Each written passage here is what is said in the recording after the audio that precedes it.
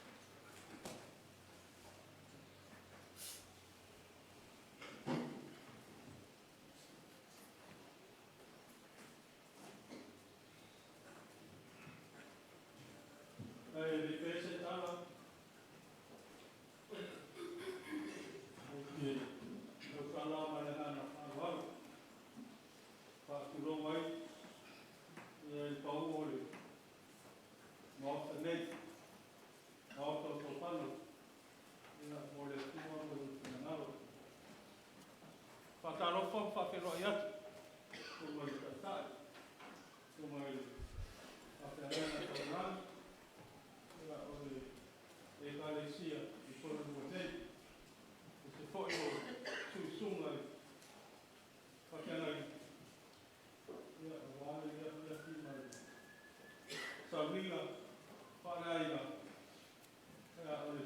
Tiakono Manu Enele Aliva.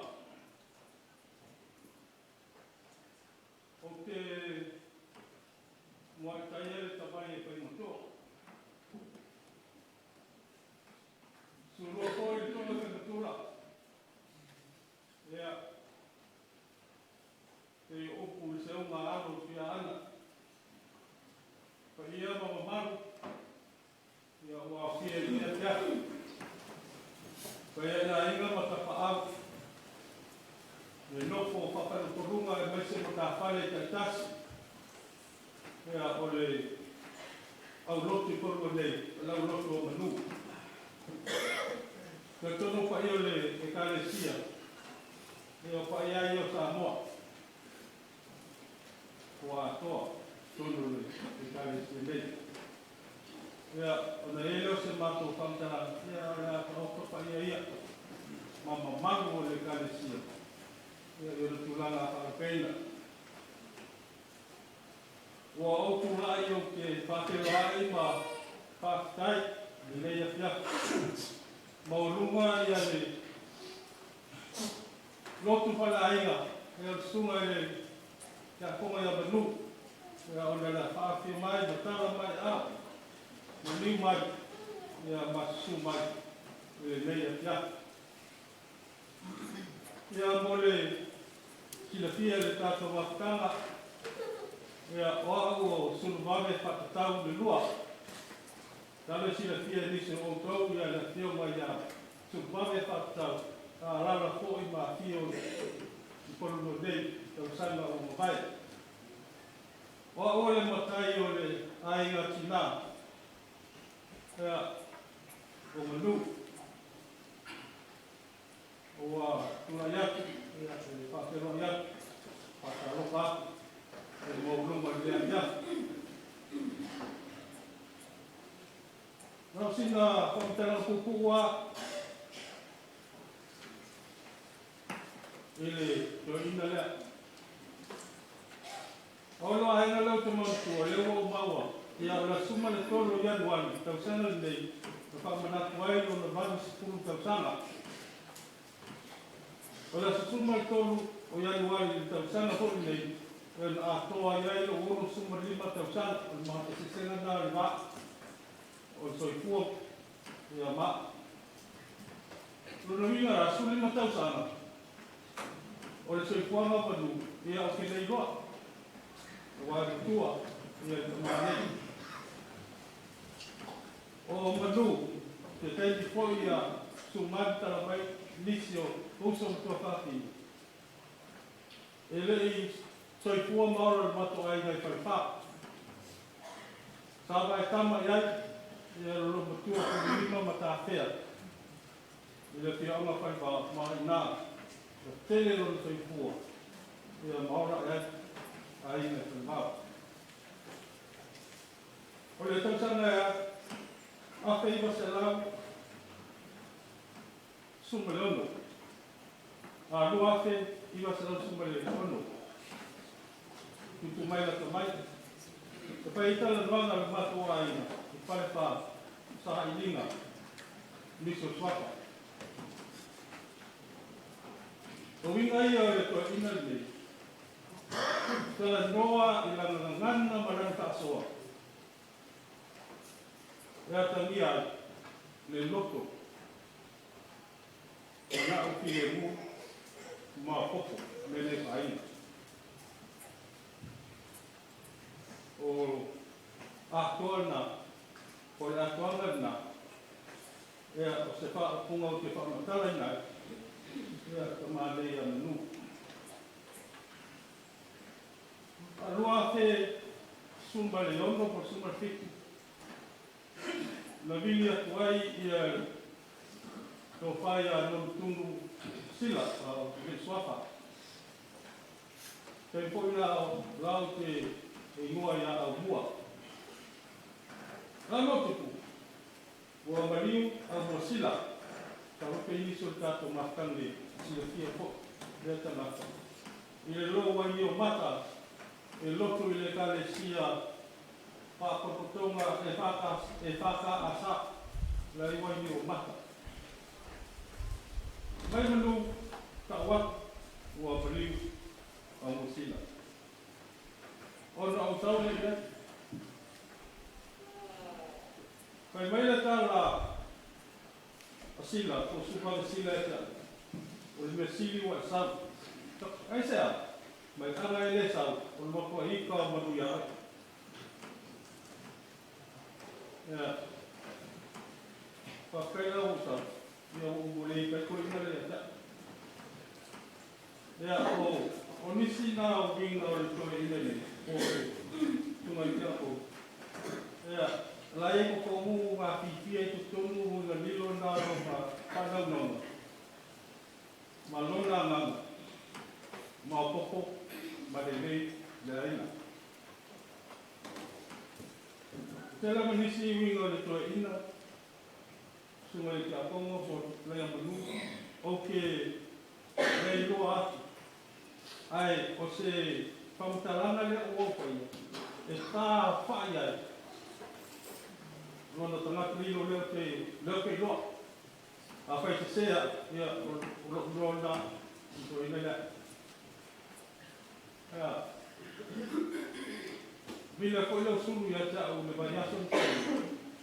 Tau ai tau atu. Ia, oi leo o malanga manu. Ia. Wa o te noko I o kilanga. Nā leaua mato paranga mai. Ia, a wai I le aso o le mato tamā. Ia, o whapupua I hasa whapitalanga ma se mori mapupua. Ia le tele o mure kala.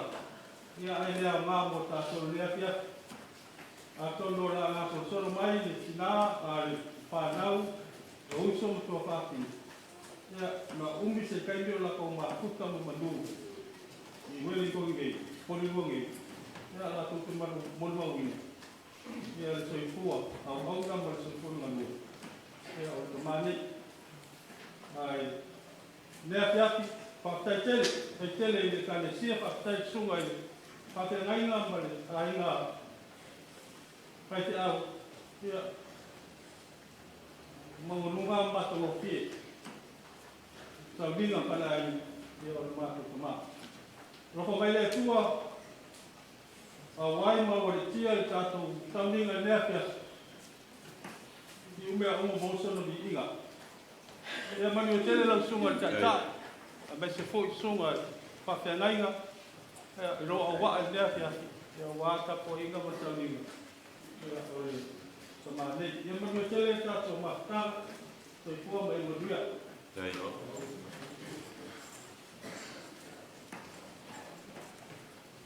Mole tātou au mori mau e. Whaongal tātou maikle I. Ono leo ua umono whatatia me pue ata ia ngai mai I. Ia e tusa maloutou tāsanga ina ia whasalalau ia Sauniga o le tamai a Manu Enele Aliva. Tono e nisi o fia whafonga mai, o fia mai moa mai. O le lau o tāpena ia le tātou service nei e live. Ia mo e o lo fia mai moa mai. Whaonga tātou mai klei lunga I, whamamole.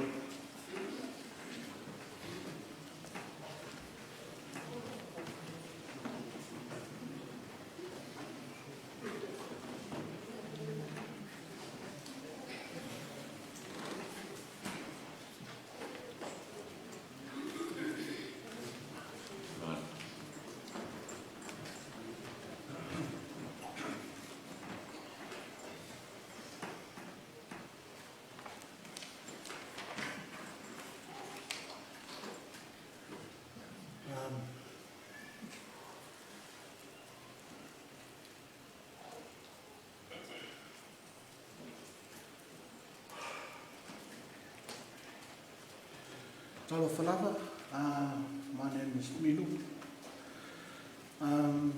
Dad's 30 hours child. So I got the short straw to come up and do Dad's eulogy. Apologies for those who know us growing up. My dad was quite strict with the fatherhood. And as you can see, my fatherhood is not that great, so everything I kind of say now will be all in English. And it's just a reflection our time with Dad growing up. They say that Dad was a Sauniga man, but the way we look at it was Dad was a strict man.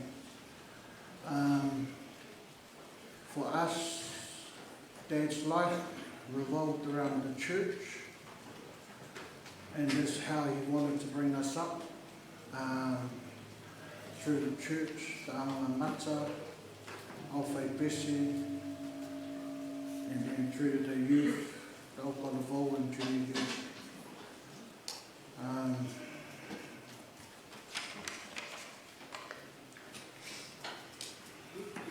Dad was pretty big on family. Everything he did was for family, and when I say family, I don't mean just us, his wife, his kids. I mean the entire family. He looked after his brothers, and then he looked after his wife's side of the family as well. I guess that's where a lot of us have picked up on some of Dad's winners. Dad, when he talks to cousins or like that, he doesn't refer to them as cousins, but as his brothers and sisters. And it's something that us kids have sort of picked up on as well. And we do something similar where we just call everybody brother and sister.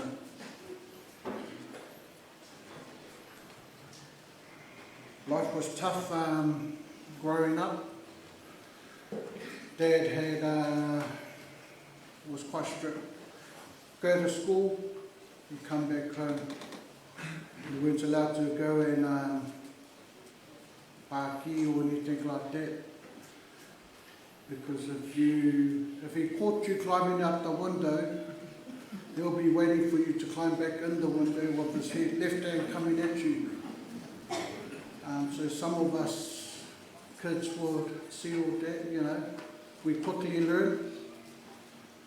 But that was Dad, because he didn't want us to look bad in our community, especially with our local.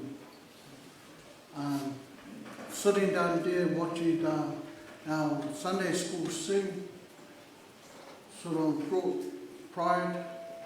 I felt a lot of pride coming watching this, because I still believe we've still got the best Alpha Pesi and the best Sunday school choir, and it proves here that our kids can sing. Unfortunately, the majority of Dad's grandkids are no longer at school, Sunday school, and it was something that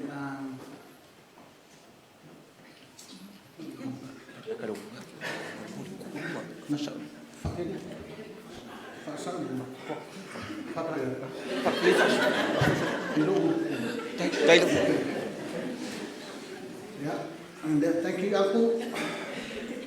So I thought I was about to get told off. Okay, but never mind. Dad, as we said, Dad was quite a strict man, but once he started getting his grandchildren, that strict, hard line that Dad used to have started to fade. So everything started then revolving around his grandkids that he loved and adored.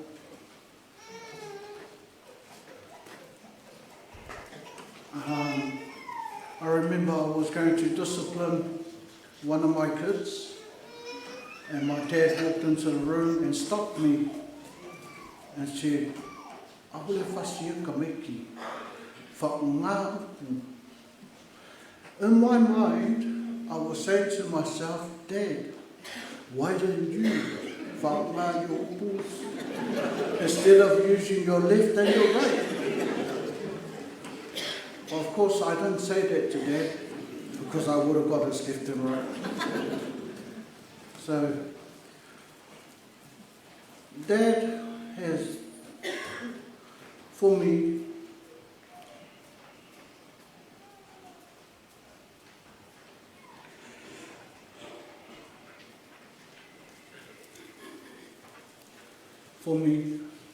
he's the best teacher. Apologies if I do my ugly cry. Dad is the best teacher.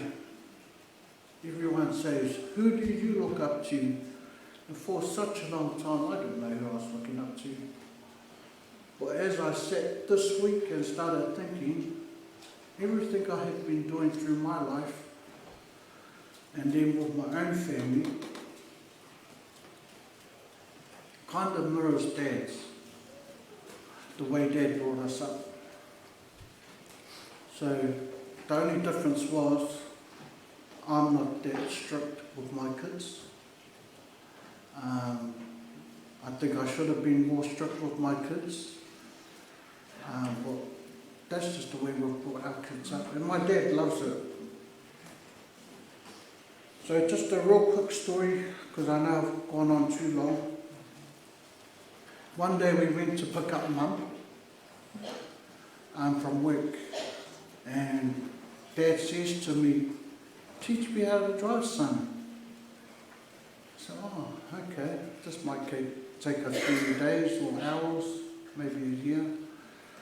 Dad got the hang of first gear, and that was it. I couldn't say another word. I couldn't tell him when to change. So when he changed to second gear, you hear the crunch. Crunch the gear to second, crunch to the third.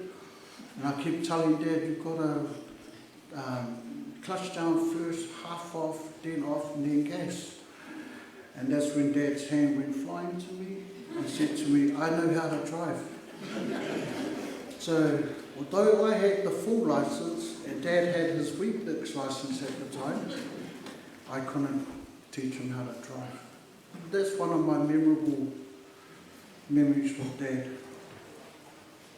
But, you know, I'm this week, and I truly do mean it. We miss you, Dad.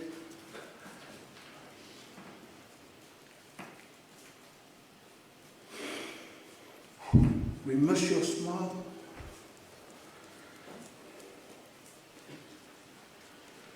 But most of all,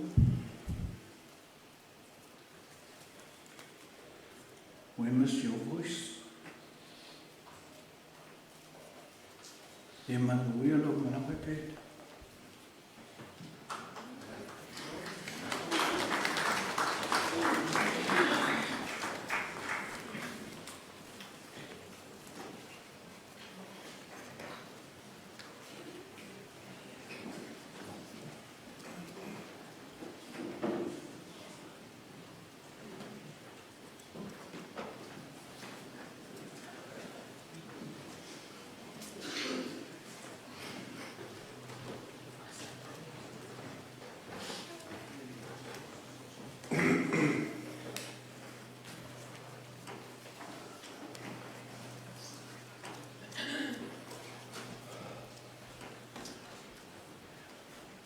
Pemilih first fight tahu dah tu dulu masanya no ada ngomong mai tama tersilan macam fight ayat tahu firman mai upu fight fatu funang fight baru fiziko tu fight baru samo a family upu fai le tu le ia tu estasio ona tu mano tu li ai to ai manuti lava tino pisa upu le ma sola malati sola mono o le to fa lo moina le leo sa fai mata iala ia ona o whapele nei tū lao Sauniga. Ia avea ia le suafu manu malo Iesu Kristo. O le au susi kalesia. Whai ma au. Whatalofa atu ai. Lau sunga taitai. Malwhatua. Nofo a whawhiangaina. Mau tō whatua. Whatalofa fōi le angu tofi o le kansia nei. Ma loso i fumaua, ma langi matango fie. Whatalofa fōi se hausina sina, se ia o lava iala mo whanau, o le paia ma le lasi lasi o le kalesia. Whatalofa fōi aina malua i suafa i Iesu Kristo. Pai mesio i tātou uma o tātou mulmawinga le nei a fiafi. Ia le toi taumateina, pe toi taumatemate i whātupua. Le pongai o le nei a fiafi. E msi i mai ai whalsi ngā tātou mafuta i laloifo le malu o le atua. Ia no le toi Sauniga whale ainga nei o tamaa. Ia o te tua tua te lilia. Lea ngai faulo tau silisila i a tia. Tudo pa ia le kalesia. Mese lava ua mamai a manu. Ufe silisili po ailo tangata. Ia o au. O au leo matu a lea manu. Pei o na maua i le tanoa sa te tala ai mo le mau le nei asu. O le soifuanga manu sa ola i whalwao. O ina la leo te sa uai. Lea la ana le maliu nei manu. E le amaya o e manu se i tau atu ia te otu. E eisi anga menti le nga whai whalwao.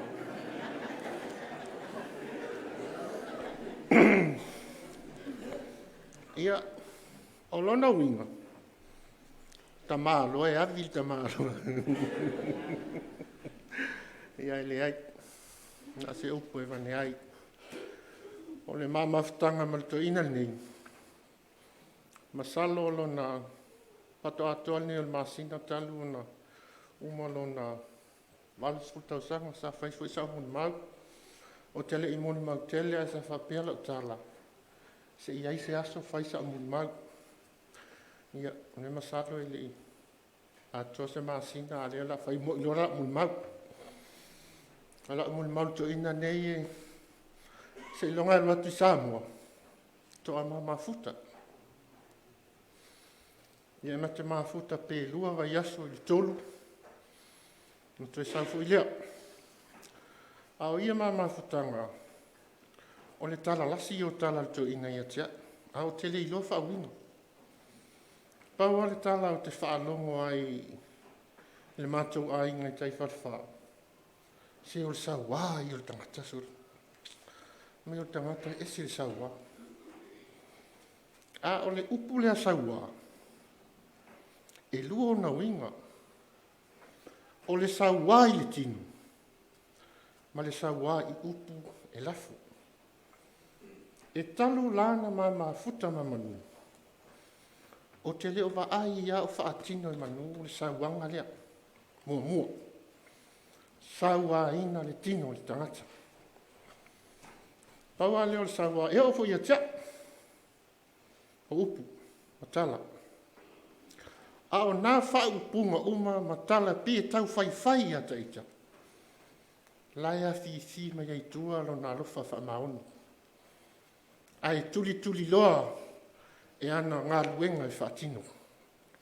Moni le alofa, e whaamaoni le alofa tangatani. Whaimele upu ale atunu o voi le ale. O le ui oi mata o le tama o lona tuafafini. O le tangata leo. I lawa wa ai ei yona winga whaali ma na upu e whamatala i atia. O na tuafafine mātunga tau ainga.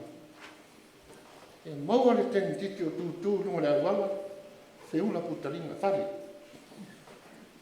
O naka lea mata whai oi. Pei o le mea lea tumasala risi mea lea whai mai e saua. Ona e pei o se fili hoi lea wa aie. Ta meki le aina o whapenani o whiwhiwhi hanga sunga. Ai pei o na uwhai atu. E le se tangata hoi lea saua i tini. Pauale o le mea o lama. Pele ia te ia mea ia. O le pele ia te e le matara na whamitanga ia te a. O umatua aru, o ulua mea. Le wingara le tala leo le pele ia te ia o lona ia o i mata. Whamaila na tala ia te a. E sau mai whale wau e sau wharwha. Whaalongo i le tala. O le to ulua o longa tua finu. O lai ua te rei lopo le alana mea na whai teni titoro o le nu. A le to rua o tu fina. Mai tala manu na mi milo mai a, sau le whale, oso mai umo le whai toa, ki tilo atu, lai whapea me stama loa i umo le pāo le umutuka. Upu moni a, o te rei fia talia ina na mtala, ai wha mtala. Mai manu na le aluatu, i o le tali o le umutuka. O lo usulu wai lea ma ese. E na loatu a se. Watu lo. O le alunga na ta malona. Na o mai raso ni. Na o tiro na e le i toi o manu. O la utala na whaia manu. Whamata na e whaia mea lea. Ave o e loka. E te mongo seu whanau ki o mātou. Ngā wa aia o tangi mau. Wa te tulu, o teni nā o loa o matua, o aruate. Te masalo por kalami anto karesia, na wato e manisi o ta maa matutua o le au fue loa, ma le au tutua o le karesia. Whaile la tau por kalami whaarua o fwoi lea, te tapu e ia a mio tangata. Mona winga e. Muli ane whai mai na whaapunga ia tia. Mesi osi. A fai soto au te sawa au te fasi ala ala fai pei au lesi ana me feso le sa fai sa wala matutina ya a leo tenga ngana mai pei fai maosu i lo o langa i tutua talia me fia e fa tai ni tama me tamalo te teli na alofa. Ma o tangata fu le lau mai tau whaahuru matua i. e se fo le fai na o na lo fai la fana e le se pele ia te ia e pele ia te ia fana wa na fana o e tupu mai ia fana o pele ia te ave e na fana mo pa pia no fai a te sai o ke le va ai o na winga tau fai o fa pe na le tono le ai fa pe na pe au manu tai ne uma i le o le tangata e mana o e fai mea fai ma ia fai mea le ia masalo ni umina wase moni mau ia ona ia toi upu e wha umatuai o lau whawhetai tele ai le tina sa whea ngai ma le mātou ta mā a se tina e sa whai ma tali tā i o lama nei to ina ia mātou talo tina tu uia mo ia au e te tani le o iei lau whanau ala whanau ia o fōringa nā o manu te whaai e so uma masu uma ta sanga ia lofangia e tua lo supua wāni mea o whainu whaafita uri walu to ina sa whainu whaafita uri ia o i tai a uma masu uma le ola ia tau ina i ana le leile tua wa i malosi ia te o tina ia liu mai leitu vai ia te au se upu tau na ia whamani ia tele ia tua nei fiafi do sunga taitai mai se fōi tau wasi tolu ia wha manuia mai le tua iong toi nei asu tai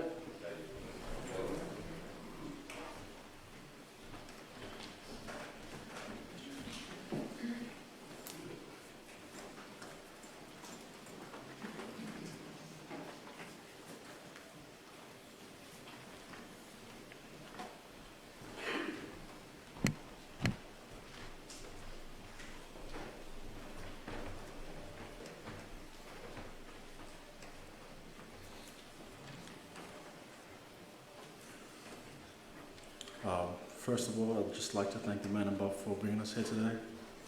Talofa lava, my name is Rico Charlie Enele Aliva, Pa's fourth oldest grandchild. My parents are Aliva, Pa's fourth oldest child, and Naomi. I was going to try and memorize my speech, but when Uncle Maluka said he doesn't want any kids crying up here for 20 minutes, I thought I'd better write it down. Before I start, I just want to apologize for speaking English today and not Samoan. Unfortunately, I didn't have the privilege to learn our beautiful language. Thanks, Dad. Today, I'd just like to share a few words and share a couple memories on behalf of my brothers Paris, Rickson, Aliva, Wayne, Angelo, and Taele. My brothers and I are very grateful to have had Pa in our lives. He taught me and my brothers many life lessons and the value of hard work, respect, faith, and family. My first memory of Pa was before I moved to Australia. Pa and Uncle Wayne would get me, my cousins, and my older brother to memorize our times tables in the hallway. Then one by one, we'd all go into the lounge and Pa would test us. If we passed, Pa would give us some chocolate cookies, and if we didn't, fine man. Sometimes Uncle Wayne, the sad guy, would be waiting in the hallway, just giggling. Now, as a kid, I didn't know why we were doing this, but as I've grown older, I realized Pa just wanted the best for us. He wanted us to grow up smart, to have an education, and to work hard. I also remember the time Ma and Pa visited us in Australia, 2011. Pa would play euchre with us in the day, would go for long walks in the evening, around the block, and do local in the lounge at night.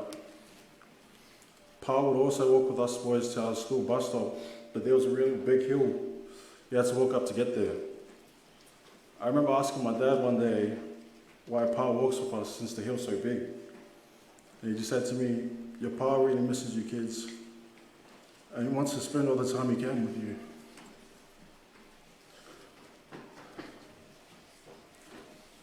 Pa never wasted a minute he spent with us, but I wish we could have had more time. One of my biggest regrets was not being there for my family and my pa in his time of need.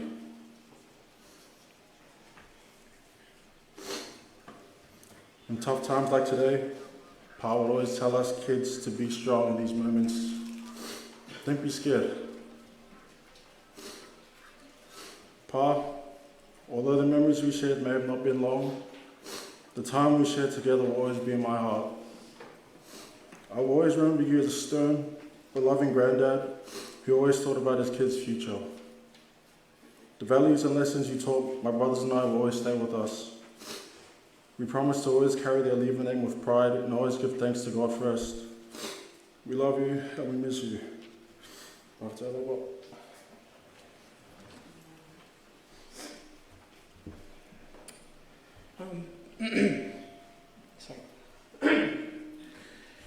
Hi everyone. First and foremost, I'd just like to thank our Heavenly Father for guiding us here today. As Rico said, I would just also like to apologise as I'll be speaking in English for the course of my speech. Unfortunately, my Samoa was not good, but I'd just like to thank you all for coming out today. Come out today to celebrate the life of Pa. For those who don't know me, my name is Casey Aliva. I am the youngest child of Tarita Aliva and Teresa Aliva. And I'm the fifth eldest grandchild of Manu Enele Aliva and Celestine Aliva. I'd just like to share a few words. Growing up, Pa was very much the same as he was up until his last breath. Pa was a strict and stern old man, and as young kids, we learned not to mess with Pa. Growing up, it was the same routine with Pa. School holidays, we'd all sleep over. It was wake up at like 8 in the morning, brush your teeth, eat breakfast, do the fit hours, and then after that was either go to sleep or read the Bible. There was no playtime with Pa, because we all know if we break something, we will get in hiding. Going off that, we weren't allowed to play in the house. So as kids, we would time when to play. We would know when Pa's best year practice were, so we'd go when he'd go then, or usually there's a time where he'll go do his fit hour, we'd go play. This one time, Pa was going to his best year practice, and me and Nia were in Auntie Sally's room, and we decided to play Marco Polo. So Nia was in, me and Vata were running around the room, all laughing. Nana comes in, hey, don't play, you know what your Pa's like. You know, us kids, Nana was more than nicer one, so we were just like, yeah, Nana, so good, so good. So we kept playing, you know, it was getting dark. And I remember Nia was blindfolded, and Val ran across the bed next to the curtain, but the curtain was like swooped down, so he stepped on the curtain, the whole curtain came down. And as kids, as I said, we weren't young, our hearts dropped. Oh, damn. We know what Pa's gonna do. So, you know, me thinking, oh, me and Nia didn't even break the curtain, but if Pa found out all of us played, yep, we all get a hiding. So we ran to Nana like, Nana, fix the curtain, and got a bit of a hiding from Nana because we didn't listen. But thankful, Nana fixed the curtain, and we were all safe that night. But yeah, just as Uncle Milo had spoken before,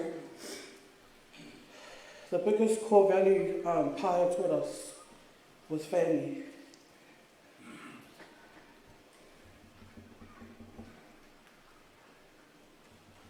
You know, family of everything.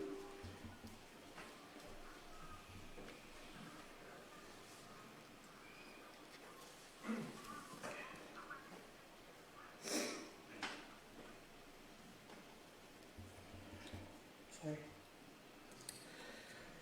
He taught us as kids You know, our first cousins aren't your cousins, they're your siblings.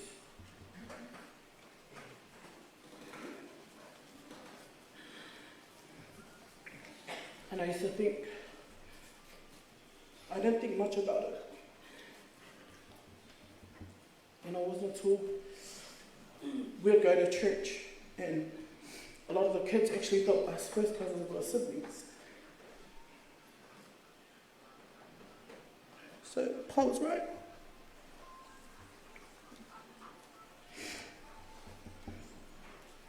But Pa, thank you for everything you've done for us great kids. I'm going to miss you around the house. I'm going to miss your smile and your food. And as it's hard for me to see you go, I know you're no longer in pain.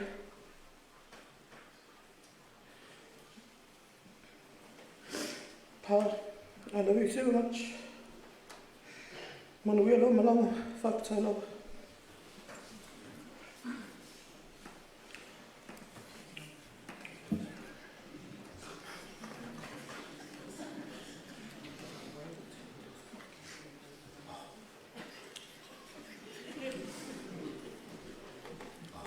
Hello, my name is Vata. I'm the 11th grandchild of Pa. I've had many good memories of Pa, from getting hidings to learning our toilets and the lounge with him. But he's done a lot for me and my siblings. Drop us off to school, pick us up, and if we're lucky we'll pick up Nana after school and get chicken and chips. But he looked after us while our parents were at work and fed us when we were hungry. Some good memories of Pa was when he would wake us up every Sunday to come to Sunday school. We'd need to get up on the first time he'll come in, otherwise the Pa would come out.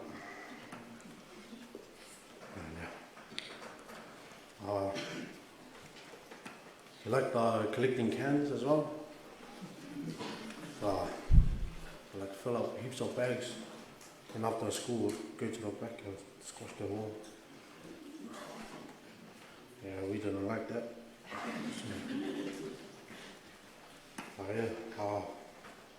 Just keep mine short. Thank you, Pa, for everything you've done for us. Thank you for your teachings and your values that we will treasure forever. Manu Enele Aliva, Pa. Love you, Pa.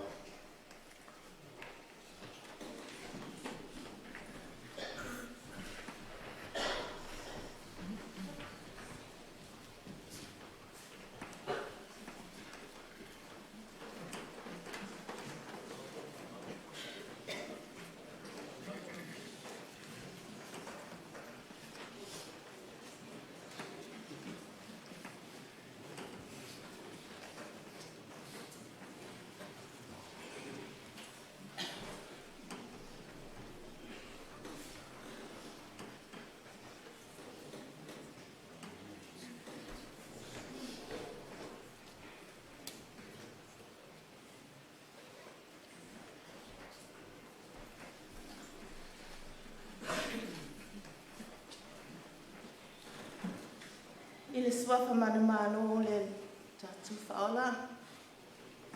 E mua mua na o whaatahari whatu. Mane ngā maulalo I sunga le te tai. Sunga le tua ina, mai se whatunga ina te tua. Le pa ia mane mamanu ese o le. Au fie nei a fiafi. O tau pa ia, mo tau sā, mo tau whainga. Ia ole a leo ole ia I se leo. Ai ave ia le suafa malu o le tua. Pai le neo tau pa ia o le fiafi. Te whasanga e o mata I maunga e o mai e lop sasoani. O lop sasoani mai le ri.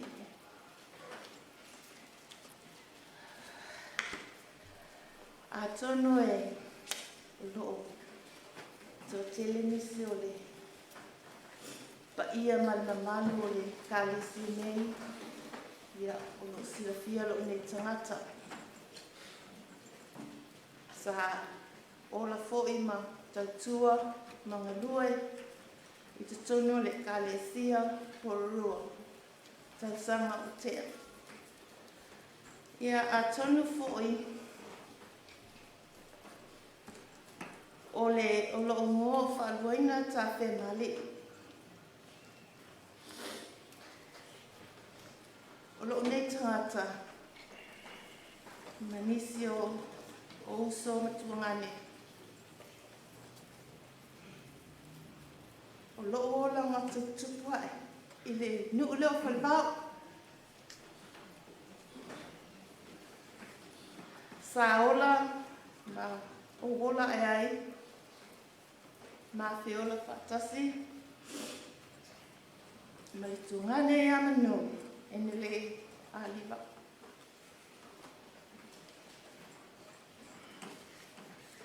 Ia tunu iei se o ni mau tuina atu i whanau. Le telefoni whantalanga poni ai. O Manu e po Enele o se tuangane luto lufa. E tate whaalongo ma whaia tatu tala ia upu ia o le sawa. O le sawa, o le alofa.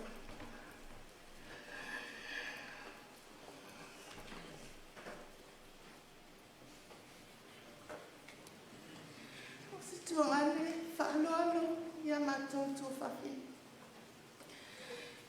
E le mātou olanga, ma le mātou ola whaatisi ma Manu. Sila fia le tua. E le iso supo, se upu Manu. Ia mātou e ima no te light, e le whapena fo. O na mātou supo ia lo mātou wā. Ma le tungane.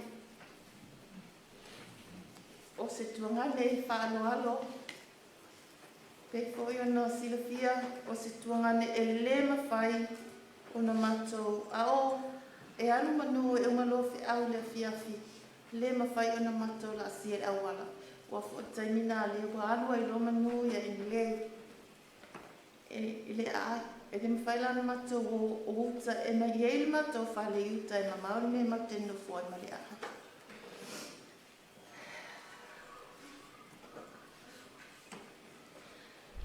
Ai o le whaito whine o le nei tama. O tuangan. Le me whaen whangaruina. Mato wō mai nei New Zealand. Ia. Sila fia o mai au lutu. Si mato i tama, mato toi whaatastasi nei, masi o mato i tama, masi o mato i tina. Pei o tau sila fia. Rima ta whe maale. Vai tai miele whaise me ta whalea. Manu. Mamufa me e kasi ma ka whale na ta whale long te maa ai sasoni. Ia te ona sila fia o se tangata e tautau sao. O se tangata fo'i e whaali se mea o ilona lotu. E le popolea e se tangata. A tu Manu ilunga e whaisana Whaisa alisona maatu. E tate lafi. Ki puno i lalo fo i lea po le alana o mea lana whai. E gai taimi e te whaalongolongo ai. Si taimi e te whaalongolongo i le te o fo i lea. Le nisi ma le. Tau au fo i le lunga le te o. Pe a whai mei i pokaranu. I whai la, oh my gosh, Mom, he's on that channel. I said, oh my God, what he's going to say now? But yeah, but o le uino o le whaatalanga, o le whaatupuanga, o se tamalofa, whai tua whawhine, e whai, e fia whai mea lelei. You know what? Le tōtau sanga o le COVID, sa le mwhai e ona o whea roa mai. E masani peta si tausanga o te sawai. So se taimira o te sawai. Ialo. Ke iwa ngimo. Ai tu atu pose. I mea maso tutui. Ai pei ona mele tausanga.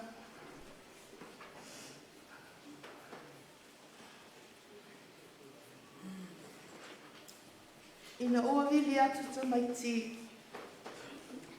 Mana o mea whamelonta ma Auntie, Dad wants you to come for his birthday. I don't know.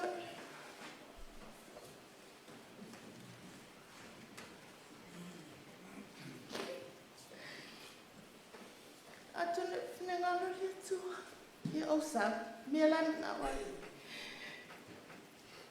O le mātua e mawhtanga lea, le mātua tala noanga moni lea.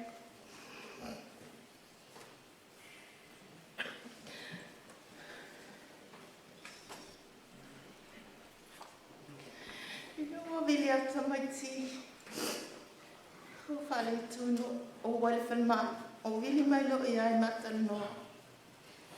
Whakoa mai le o te manuia. Ma le ata la lea a tonu tau sila pia o manu ata. So se mea e alu i ai tau te sila pia o sa manu o le tale. O longa kale a lea mai le mako o langa ma le makupo ala karikasi a lea. E kare lo mangu magwhanongo mai le au wale e ala kua ngai aku makwhalego wala ku mangu mo loa. Tu sala e laku po le anga ku me o whai o mako. Ai kare lo mangu ka mo e lo whakanga mo e lo mako wala umatau lo malatu. Ina ua matala noa ne le astona ai ni tai ao le astona ina ua te whanai. O sile ati ai brother o amai oi. Mai. Ia le atu manuia. Oi.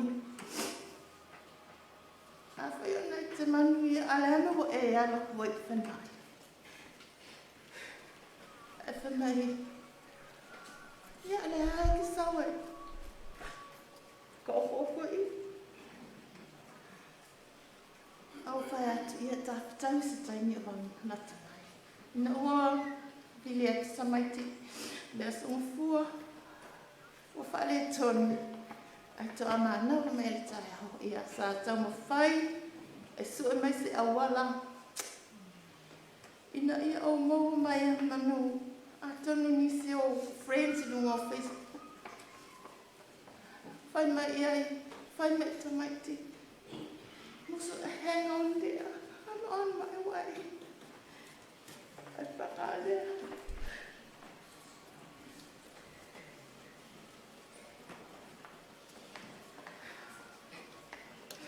Sola, me santara mi ai tuangane manu ia la malanga alo fatu na ia ta mato manu ele kalesio ia ta sina pafena so fo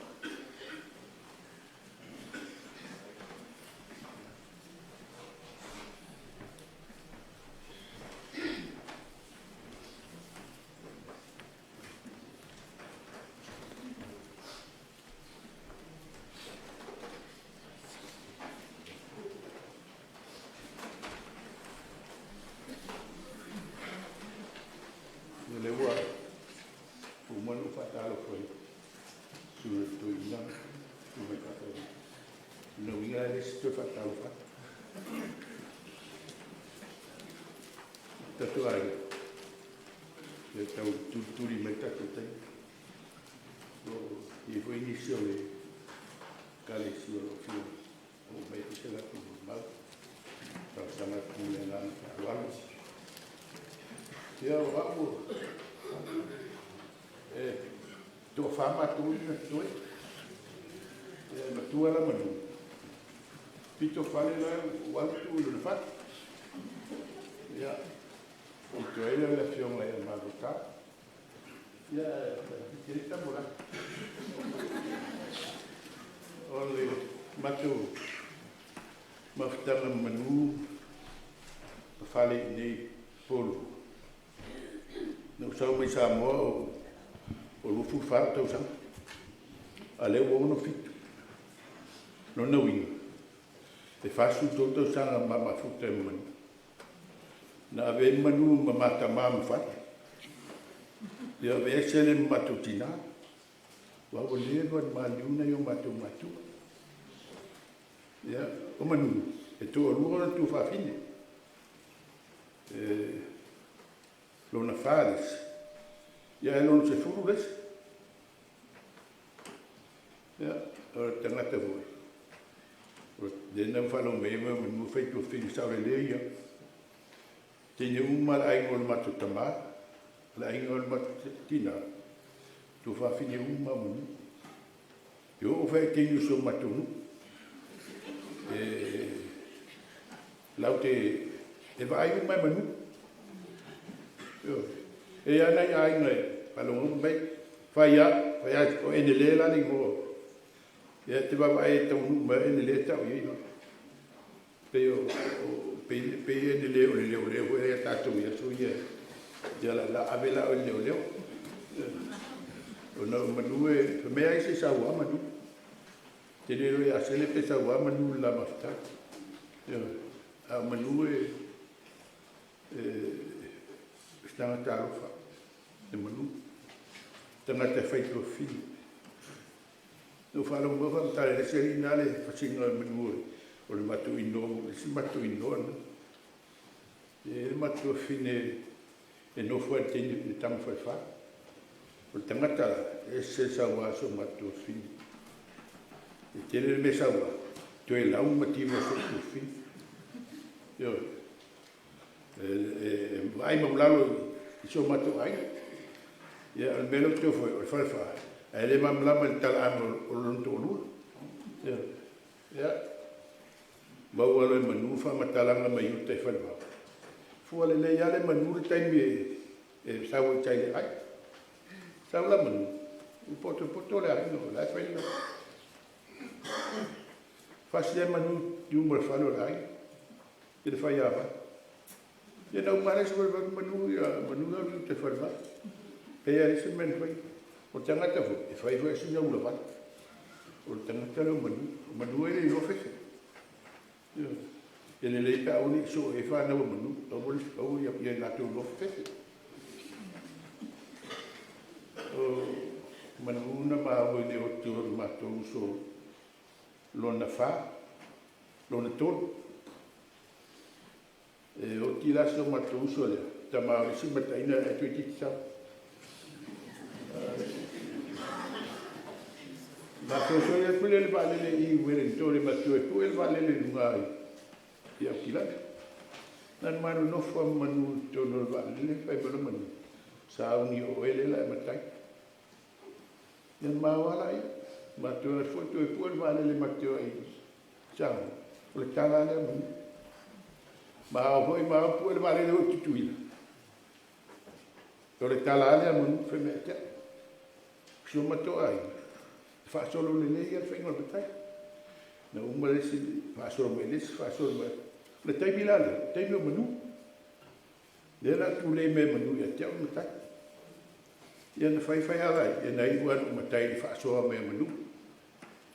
Fa ele sua folo non tunu le sa. Limita I nata. Ya le fa solo me manu. Ya te ai la uri matule I lo fale marota ya no fu manu tu mai ta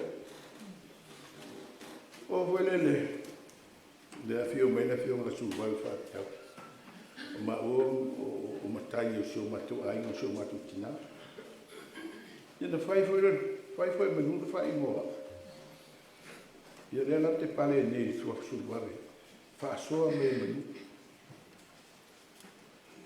o le matu maftanga manu mafai. Ine. E fai taimi e so wai. Ma le asa inga ma pe manu e asba. E a fai taimi Sa sela foi ia. O fale la. O mena o le su se mafatia ia manumla. Fale la. A fati nga manule roto fa. Na no ala i. O lo fai di meta. Se o fu da kana manu. O peia ta o la fana. O sa o le ia. O va pure ka kamale peia ka o fingo ka vi kam bil. Ya, ai o matara me fa. Ama to mai foi na. Peia e se me tu. Fa ma vuela fa le o tango e fai le tala. Ya ona saulo ia la molang. Ya la fa pu tala la fa na o manu. Ma te ot. O Parola me fale te tau to ina. Pe fa fen fai luna fa na. Me fa me manu de se me fa ya. Wala va tu fa ta vale le fet pa ki. Ya ma no fundo fale atu e fai la u e fai ya fale manu no fundo. Alu falo tu. E te talo e fale, te talo o sira, e no su. Ya o rotu na e fai ma ure lot. O va falo no. Fai mo ya na me manu. O ni la ale ya sa fa na we me la manu fa fi dem. Ya o fa tu la mau. Vai o manu. O matu whanau, o tō tele ia. O ere tangata mua leo le tato aina, o le vanus futau sang. I e mani, le mana o nei matu whanau e whaile o as whanau. Whapena fo i tiau whanau. O ni, ia no nofo le whami, aali sele. Ia whapsele o le mea nani whata mai ti ao o ni, ia na mali e lole e whailas whanau. La whailas whanau. Keitara las whanau, wale e se e whaia kuka. I o olo e whaiwhea. Wai whaela le lotu. O nei, o whatuwai, o le varu sputau sang. E te tau na mamalu, mamalu lotu, wa mata tāloa de lo ots whanau. Ia e lati pia whaafonga, mele atua i mata. Ale leia le, wei o ia wale le. Ia la tau fai au sa fello ya fot ya na ia wo mai chele ai ya la telefon ya fatura le fatau o la vale me sili o tafar fingaro to ina o la fai lo na spano ya lua lo vai aso ma tu mai fo ma fale ya mama ia wo mali e vala una na wo la ele to tele o ni vai na ma na ia mo mo lo spano o nei mea la aiki nai mana tua i manu, sio matua inga, stangata e loto alofa. A ita manu tangata nei naso ni, e umana nei po tar suta sina nei po.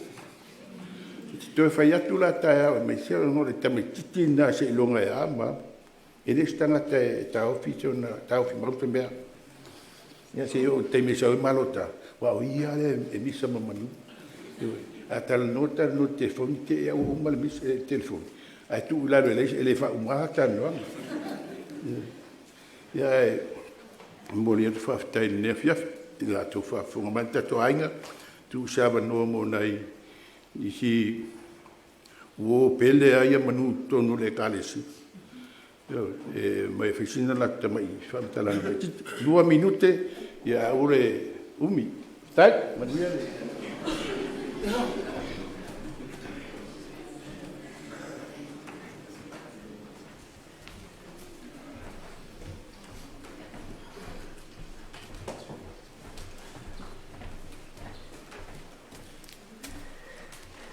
Talo fatu le paia ma le malo le atua le nei tu la fiaf a talo fatu i su mai fa fia ngainga ma la tu va se tulo lava ya fanga tolu ya le malama ma vili tonu le fia mai na le tu ato ma o nei le fa nau ya o au o lo tama e uso mato ina le ya o si o uso le E uso ko ima tama tu sa o mama to o mato o ma o so mtuangan.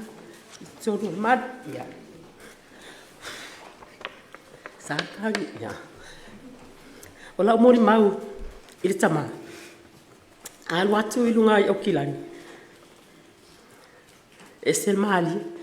Mo fai mai makeo e vai lunga suki. Ai lunga suki ole lo. Ya makeo ai mangele. Il fale o longa ma saingo waro ave se o kama. E vai lunga suki. Ko ki ase fulu suki o fa ka inga ki lo mai le inki am fai mai. E fa ka ule suki pele ai. On sai mai o le fa ka ya wa mo fa ka se mai lo kama yang fa ka ule suki. Ya e fa ka wa se lauli mas fulu suki. E sa war ko inga mano suki. Ai anu aku lunga. E va awala o fa nga kamaki. Ai lo wa finga la kiki la kama kengi la kiki. E pele ai yang ai. O Kristo ele o saula se o kama. O le mai lo kama. O fa ke baby o ho ai lo kama. My mom is your husband. You have to stay home and look after him. Ele important lo husband. Ilo kama le kumli. Ya kau be uman mali. Ya ngai halu fo ile la mai. Ola me ko ya lo ilo ko uma ke uli mali. Ba ya e ka lo invite mo ankos mo antis le lo. Ya pe yo le ola mo no pu ngasi ko ma fa pu wa manguia le as. Ya lo sister. Ya talofa. Atonu sila pia we macho e kalesia. Sakani. Olo mingo. O tingo tina to inale. O sai fola. O shotama. O feleno tulu maliba. O le uso macho manu. Ile mama tanga masto inane. E o kengia la ba. Ona wa. Falung cha. Ngata palung cha. O le alof par so ina si sa pana. Sa no mai ni lua fe marchas. O ya la man mo fa so chai. Anggo wa mai yo e pamai. Oi, chalo fa to chalo mai. Fa lo ma ko nye e ma chilai no chama lo. Ya. Pai mai ya. Se umo wan wat. Ta to fe lo ai. O se chama ya lo fa te chama ti ele nga usana fana o fana wala fana. E fa so lo na lo fa. O macho o maliu ma to chama. O Manu o so ole fionga sulu bave fale ali aliva mama lo cha o mato chamaya na wa ula wa fana wa chama o lo mauni ni sila ona yo uso mo chuangan o se utina o lo ama ya me samo ango o lo mo ni me lo fa ya se o chama ele ngalo lo wanga le malo wa lo fa ya che macho o lo fana mai se utina o lo tau tual tatu ainga ya Amerika Samoa fa pe apia ya ango manu ya lau malanga te bala sia fanau sia tolua o mai lunga ne yo tatu pese tali lai se te fa o matule alo fa anga mai Amerika o lo tina lo so fu mai pe o fia vivini no nutunus lo wa o lo tamalo wa o mali sorry o le ata o le lalo ngo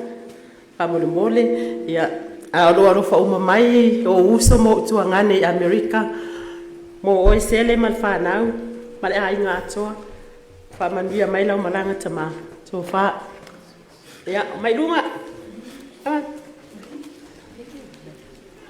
umai wai kok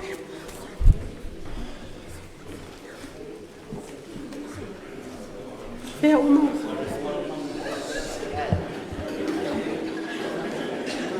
Right. That's right. All right. Alleluia.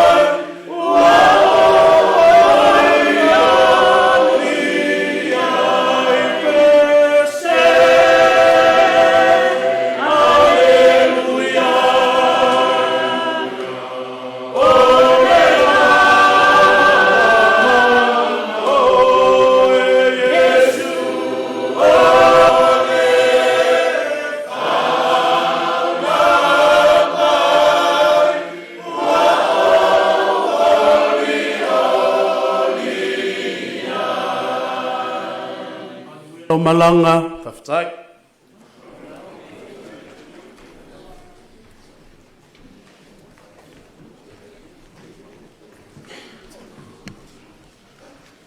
Se aku lalo vai ngara se kamu aku tele mangu. Ya. Ko inga le no foi ya. Mai mangu. Ku sa pe ula vale le la fanga. Ai sili aku ula vale pe oi ko ma ko ai. E no foi ko inga la usila PCD ya. Ko ai se fia PCD usumai.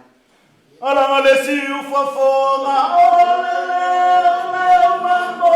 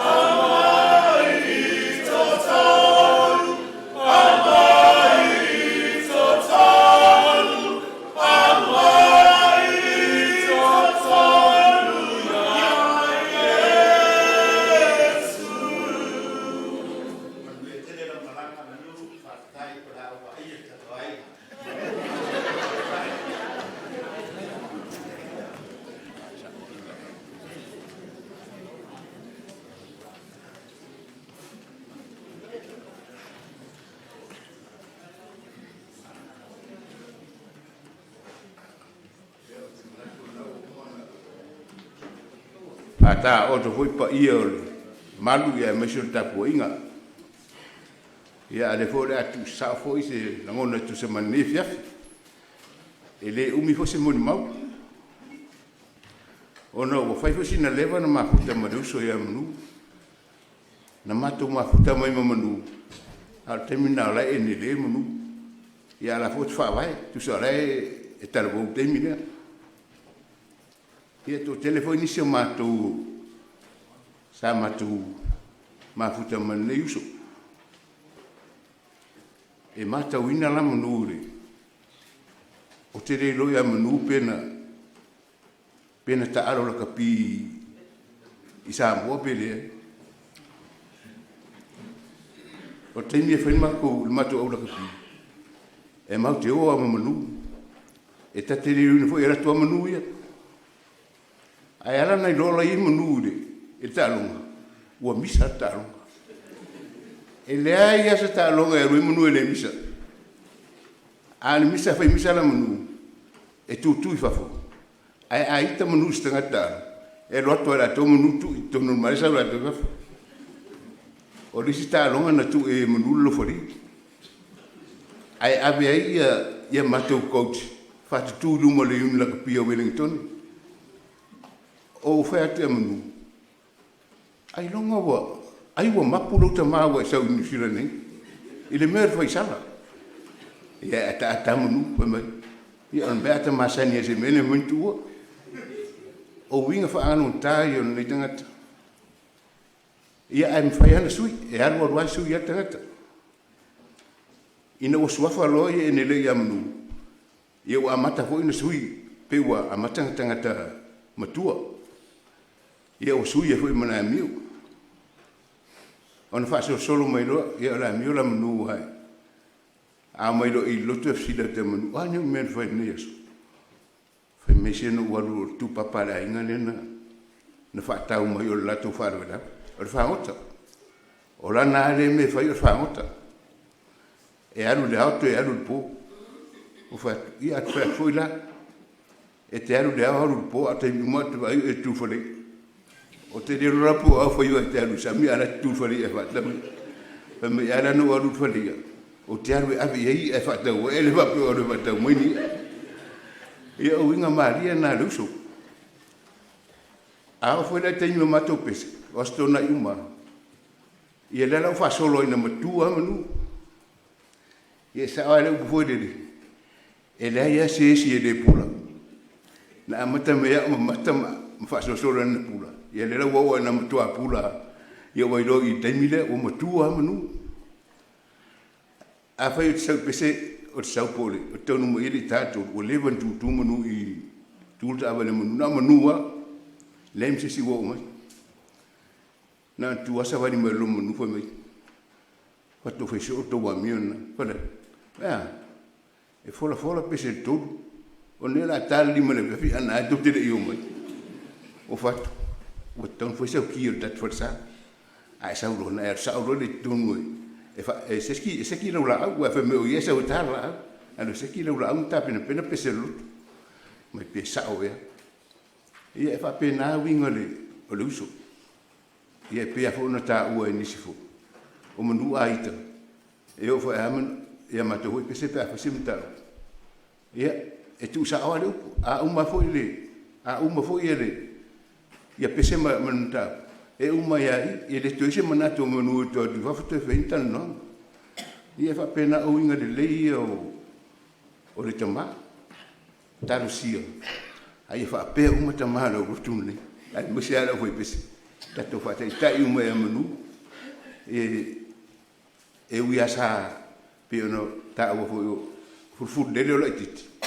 Ia e fa solo na matua. Ia le foi la o mon tau dunga tulang tua lu te fa solo ni la. Ia la o na matua to le titi fo. Ia o su ya to ya ho ma nga solo nga lo langa. Mele mori fa te tele ba ftanga man ne uso. O se tanga ta fa ma oni fo tunu nga lo fa fo pese ai. Tanga ta fo I tele na fa tuanga. Ia mati ma inga hui fa tanga ta matua e te ina I pere nga solonga nga luenga. Ia manu ia lo whainga malanga. Lo whangia fo I tina e sile stina mat whanau ma ainga. Tai.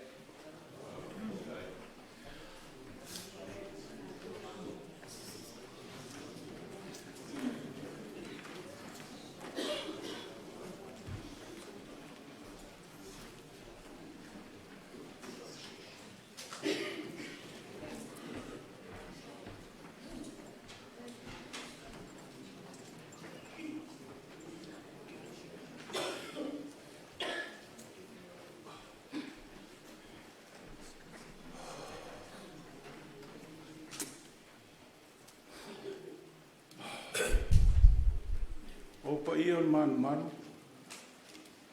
Pa ia o lau whaingaro na pa ia le tua. E whele kalesi. O mae o na whatu lima si tasi o tamali o na inga le ne. O na manatu wailea. Ia. Tātou ti atu I lau wasi. Ai o lo ulai mai.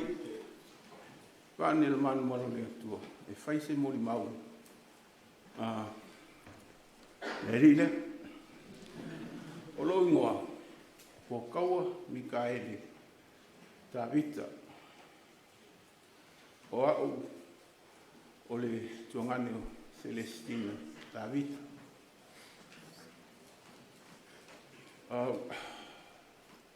Limas fulu tausanga, o ma tomaftanga malitamale. O le autua la o mori maule o te saua I lunga nei.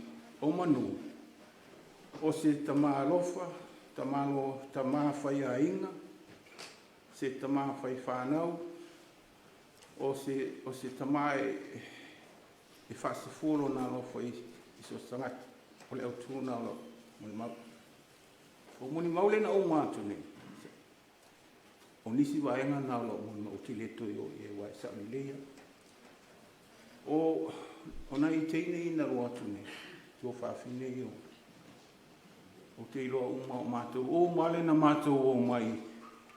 Uma whawhailele mātou e manu masele. Mea fuilala sa unua I eitu o whawhine ia. E sa o manu. I eilo na winga le nae.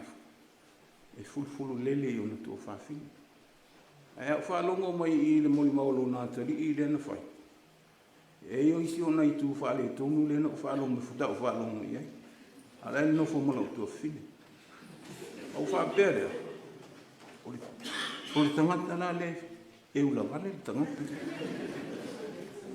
Ia o lo manat. La o tangata o te alofa te li. Io o te whaalo alo te li ia mani. Na io na uso la iti e pe o io ngai a sulu wawe le foi na whai atu. Lana moi mau. Na matu o mai mamatu no foi. Tau sanga ni e tele. Ai pia na maali e fo ile sauno ngā sulu wawe. Na pawal tangata whaalunga tā ia manu. O le li leo wata o ai fo malo tā. Na pawal le tangata e tali upu ia i toina lea. Pe matu te ilo le leia. Ai pena uvai atu. O le autua la umoni mau. O se tamalofa. E nā te whaia o mātou ainga. Pe ula, o le mātou ainga. E tasia, e matau liru tātou e lua ainga i aswapini. A le whainga i manu. E le mana oi. Na oi e whaina mātou ainga e tasi. Le mātou te umaia. E tasi le ainga. Ai le ainga na lua. E sa awala utana. O le winga na te male. O mea uma na whai e manu. I lo wau tangata, o tangata alofa ma le whai mele. I le tuwha le kale si o manu. E se lana tautu e wa ai le kale sia. E whamaoni me uma. O lana au lotu o whai pesi so se mea. E se le lei whamau popo e. Alo na au whai pesi. E te leo te inu te uwha pia se leo a whea i e manu, me lawa le pesi. A ole si aso whai le mātou, losu le mātou whai. Tō a ule loa po si se lau ta maitai o. Whaloa inga ma. Tō a le mātou pesi. Ai pesi mai manu. O te matua i ule loa po lale leo lai pesi ai. I oi. O te le loa po o ako, pe malu, po o te le malama i ai. Ona whai le mautinoa no le mātou pese le whai. A malu atu, ai i ifo. O whapea. O lonuinga, a whai o sunga le whai pese le nana o manu. O le mea o le whai pese le. E o mai o le loa i pese. Ia manu. Na whai le tala le sunga le whawhenga inga le mātou rotu na whai o le whamai. A whai mātou pese. E matua i le fifia la uri le piko i tua i oi. Pe angofa kasi masi o mapama. Awa fo le pesinga mapua whaase se a ko ai mamu. Ali me sao ai. I le iri o kova se eri ma lo ko ingari. I wako ke play mina i le mako pamari. Le o ko wa le o ngai whare ko. E pe o le winga nga paunga le me. Ia e se mea leanga. I matauli ui fa maika. Mai a e whau konga al whau. O tangata maulalu i lalo nei. Tangata maulunga ngai nualang. Ia le tau te whapea tātou o tangata le leite le leo. I lalo nei koe ku ngani le leite. Au lau kalai au ko. I ko whapea o ko. O le leo lo ko inga i. Ngalaku le whapea ngai nua. O le karasa o lau whapea au ko. Ko ke waku ngai nua. Masalo le hai se prano mua le le nua. Yo. Ya pe o le moli maule. Ala o moli maule. Ilo mafi ngainga malingi ko ima. O se kama e siri leo. Fai uso. Fai ainga lei. Kau singa i manguro o makua. E le pe o makua mako. Piki o wangi. O le winga ngau lau whamkalanga. O se kama fai ainga lei. Paskei kele lau sunga le wapengai nga bala ngoa. Nangaku. Whaku pūle ia le moni mau. Vela le whala. Lofa fo i le au whinga ruenga. Ia e misua le karisia. Manguia koe kanyo ngei aso. Maftai.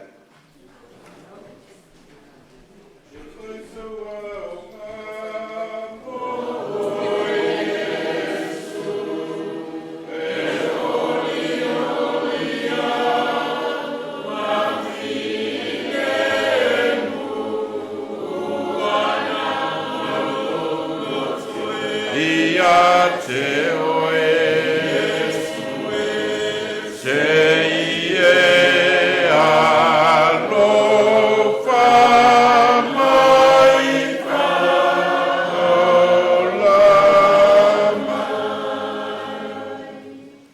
wha umate o whalilia tatu muli mau. E ona whangasolo i leo tatu Sauniga. Tai lama mole a manoa. E sunga te ta.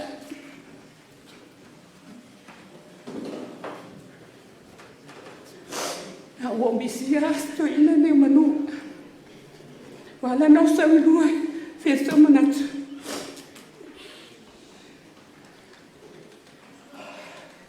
Pia tau lua foi lau sunga le tai tai. Tato lotu ia solulu. Ale lotu ne te manatua ai manu. A wau te rifia le whale. Ina wale sa ta vale. Rifia le whale. Ai i tūlanga la whai pese. Wa kauma lepe lo uru. Wale oke ia. Wale ote ia manu ia tea. Pak e. Awa te fi o te mai ia tea. Ai pe o sanga joke for nani. I le te panatua, ta mani a nu. Fia ia. Awa te li fia le fale. I lam ta vale. O fai mai lai a whelo ka vale. Whakua le so ka vale. La wa ave masia o. Ruta le ta vale. Ia o te anu e ta vale. O ta vale nai. Momoria ui. Ia stona i mato pesi. Ia me se fo le so lule ai. Luto o le aso lumu, whatu le manu, te maa, e sau whamai ae, whaku ae a, kawaku, ia e ae mai ama, whamai tawa le tui u, ia pia meo le te manatua i manu maua lofo, o le vai aso atu le, o le tu, pe i te mea fwele e tau mai atea, e ia le mea laua misi, o le tu e vai, ai te iloa o le aso, le to nai o mato mai mato i unga whali, ai fa me o le sa o ni le afo ile loto la so e fai loto e manu fa qua fa mai io sto no manu mali fui wala ngonga foi fa pe ka no fa manu le ti wa le to e va ai ile le au fai pese io me le manu io afo indi o se wa tate misa pe ata fa foi o wa foi ni se o le tina ia te o te ma e fa ma no vai a se me me foi sa fa ia tu ia te oi wa e mo ia fe mai a tale te e pe la ngona foi le tinga i lo ia o me a fa pe tato suanga ia e ma wa tato fia lo wa ma lo fa lo la sunga tu ina ia me se tato au fia post mai nei ia le mo lo fa lo ia star pu le a letina tu sa ba ma tanga me su tu nga le o ti tu me se da le yo ia va tai la ma da su te tai ma lu ia la fia fi sto i fua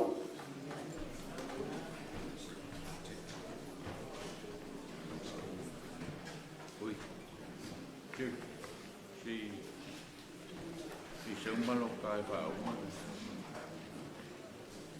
uma ne malo ka a talo fatuli o ia la fanga ruenga tu te tai ma fatonu o tanga ruenga ma lo se Victoria ma so sunga ngai ma lo tu lo foi pa i maulunga le maulunei ya fatulo watu ele wa sa no maile sunga tata i fa ia o ma foi muli ya le famania tua sa tu lava noi fio nga ya nai ya le usau no mai me le famalua tu le sunga ya to no le to mawol ne yaso ya manue to tele au matu ainga o mato to se fulu o manu e to ole la ole no numela lima o numel val o le la ua fuli mai tua o le ongo mua kasi dua ko fa lima o le seri u faisi le va ia lo fitu ai fa le li ngasi le fia o Tiakono na valua no iva sulvame ia fulu le sile u fuli mai fol tua o le la o te nofo mo mafo fa o fele la o so mai le si vala a fa o lalo ia lo vinga o sulvame Ai a whai punga mai runga, ia o Tiakono ia whaleri. Ia e, longo winga le anga inga e ua vangoa sia. A longo winga la, e a fo i, se va ngā fo i au si le fia ua, ka mau le isa ua nga. Ia ua ka fo langa se ia ku kama lea. Ia e, ia lea kalvou, ma ngaku ai ia, ini koe whaarua inga me ia ua saungo iai ia ngai o mako ai ngai mongi le lei, ma le wha maunga. Ole uso ambangu ia la ko si fila voi pes la kalvou ele ka le ngi ka longa ia longa si fonga fo yo le ku anga o fa penga ko e afe ko fi pes yo mai le ola aya nga ko ki bol mawe mua ma ya mu amu ia ngai menga ka ko ile ma longa ia fina ngalo ma le fie ka ko loko o sau sa moa o alu amu lo fi mangu ya mako ya kau kalpea ia kia kile sau ya mangu bon mau sa falonka ia sa falonka mi kau ale fa pepe o falemba fale lima le lo survavi a fa ya kwa mangu le me mu kai kau ole ku mui a wa le fa penga a sa wa le kau malo wa vai yo ki kali ko ya yo ele fa ya fo se me wa la ke lo se singin me la fa mai mangu ya a vidi mai australia vidi mai ya ola sa lu mai vola kalngo bo levanga fa pe ayu ya ese me ki banga wa ya ka bo kulwa ya wa umba ko fa ya po umar ke fongi lalo fa pesole angat nga ka fa le ko alo mbong yele nga wa fa yel mela mangu e o nga yo mako ka ainga fa mai o mako nis manefi vidi masamo ka ke fongi ale mangu le fa pe ai olo nga winga al kumul lo kolofa fa ya umusu yo se mainga ma se ko lua ma se ma fanga o le fa lo longo mai mo mai Australia ya mo le kwai le nga fa ka ya le uso me uma ngai fa ya ma u ma fanga ya ia le tua ile ngalunga me uma lua ngai ma ku ka ai ngo fa muri mai Samoa ma ku mau Samoa Amerika Hawaii fe umo ka pe ai ya le wo fa le wa ku le ngango fa fitai me uma ngai fa mo mako mo kako ainga muli fa malulu ku lava mo fa ko sia la usunga ke ngainga male fali tua mas fot pa maulunga ka le sia ngei mai ma sangia mangu ya onga winga loko ika yo mangu fa mole fa mangalo le de usungei ya ku ye mangu mangionga leanga ka ko tangata le tua ya ka ko mawol loko fa mangalo ya iso mako uso ko mar ko lua ya por ko ngangi ai fa aftai lava mole avano i ke lole la siler ko lua le ya malangang fa lolo i la usunga tai ya mas fo ka ma fa kong ya mal sunga ile te ngai nga malo lo mai fa aftai manguen ngia fiafi ya fa aftai male avano ya sing na moli mau la titi moltama Olo ingoa kineti ta fe mali I ta vale o olo matua o pululima ta fe mali I ta fe mali ta vale olo tina sa o fana wai o fa alwaina ta fe mali au tu pua mato la iti sa mato no foi wai mo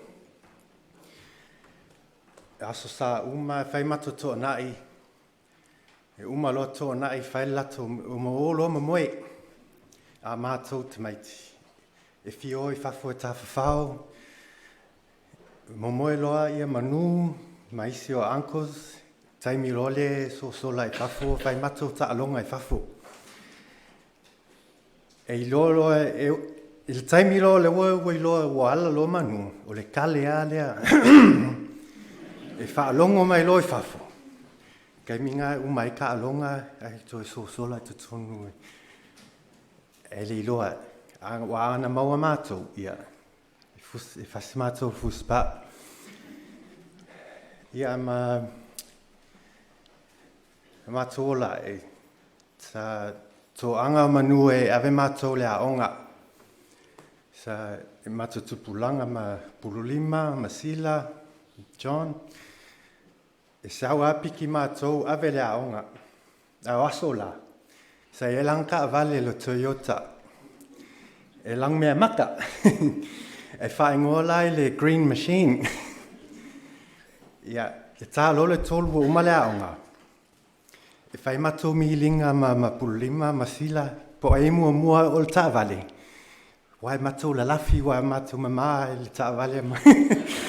Le tā vale lang mea maka. Ia, e mua na alu no ato tā vale lunga le enga. A sawa le pasi, a lako le pasi alu. A la tā walu an matou tā vale. Ia o nei moli mau la itina e whapea e pe laki ma kou kusau ista maiti. E sawa vali lunga o le enga le ka o le Aotea Block. A mātou. Ia aso mai piki a mātou tā vale. Ia, so tasi a singa mori mau. Ia o le sa o sa ola I le aulotu lea. Ia so la o whaiwhau ia Milo. Sa o te mana tua taimi sa whaimea ta alonga le au talvou. E whaila e whafo. A le taimi tonu ana. Na whai puenga ka makowhasenga. Ai laua o la kumangu I whafo. Fiu e sue o lewa makalia ka alonga. Alanga wala au mai Milo ia o le whai puenga aka. Saulo tere e sue a. Au leo ke I. Whai a Milo. Keki. Le whakani o le whai me whafu. Ia e whamai Milo. Manu whamalumole le whai puenga ata. Ai le ai. Savari mai lalo. Le whai ka alonga. Se turo. A winga fo ia le lenga sa ua mua. E le kea po ai. E whai alanga manatu. Ia o tua wangalo ia o lewa ngā tausanga. Ia o kere ropenga puenga mako waka pe. Sa ia tausanga na maliu ai pulu lima. Ia, sa o no fo Malaysia o anti. Ngoia anga lei. A mat, e sawa manu vai matou. Ele umia. Ai o loa ia anga lei I Australia.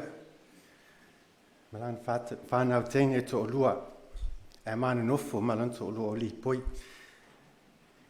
Pe lua vai aso o alu lea onga au nofo ina wa umali poi. Oso latu lo manu le sia fiafi. Nana latu atu sonf mai. Mai lau ako. O ele la tsau nofo mato ainga.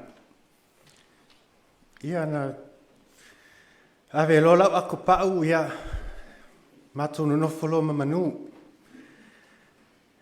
Ia was tamai fale. Ia e ofia. E mate portula ma wain. Ia pe lua ava yaso o nofo ai. Ava la au manu ia au. E sa puru lima po wain.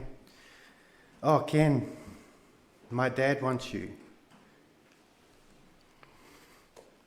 Failole makdolotu le si afiafi. A matunu no fo uma e famelo manu. O le at falongu. If I know Ken lo, my dad wants you. My dad wants to talk to you. Famelo manu. Fa sa no to fa longo le upule. My dad wants to see you. He is your brother. And that's when he became my dad. And they became my brothers and sisters. So from that day on, it wasn't my dad wants you. It'll be dad wants you. So, yeah, thank you for your time. Yeah, Manuela Malanga Dad.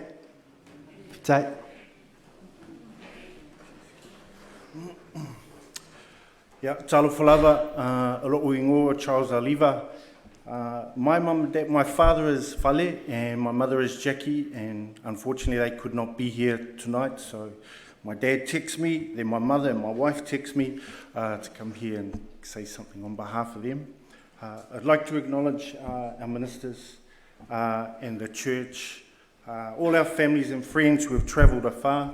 Thank you very much for being and remembering Uncle. My dad just wanted just to say to all our nephews and nieces, he is very proud of you, and your father would be very proud of you as well. Yeah, I think I've got a lot of stories, but I'm not too sure how to say them in Samoan, but I might get Kaiki to come up. He's got some funny stories that he can share with you. But I have a poem that I wrote. No, I got it from Google. That's all right. I think this sums up our uncle and the man he was to us. He was a very strong man. And I'll read this out. A brother is there to help us be confident when timid, to be strong when weak, and to be fearless when scared. He is an inspiration, and his memory will be in our thoughts forever. I thought that was good for our uncle. Thank you very much. Thank you all for being here.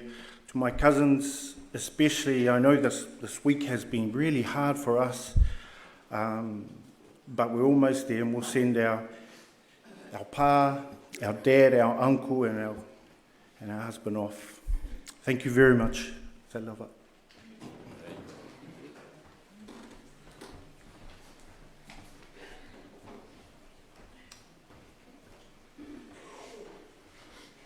Tātou i fo matatāno. Lea tua o lea lofa tu noa o malawa la ua fio. Lea tua pa ia, lea tua sili sili e se. O whai lava la ua fio, ma mea mātou tena nofo ai lea tu pulanga, ma lea lava tu pulanga. Ao lei whanawa mai maunga, ao lei whaia whai oe lea tu lau lau. O le atua lava la ua fio o le mai le vavau e o i le wha vavau. Mātou poto i lo manu tāpua i nei. O le Sauniga wha le ainga o lau au auna ta māti a kono i a Manu. Mātou o mai e pāti patia ma wha whitaia la ua fio le atua.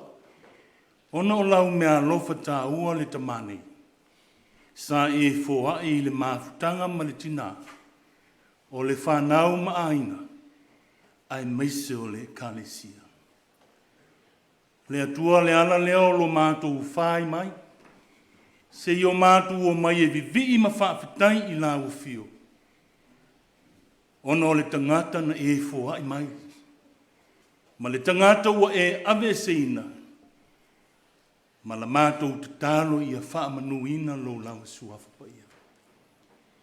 Whawhitai le atua ua mātou wha longolongo i mōli mau. I lona soifuanga o ngā.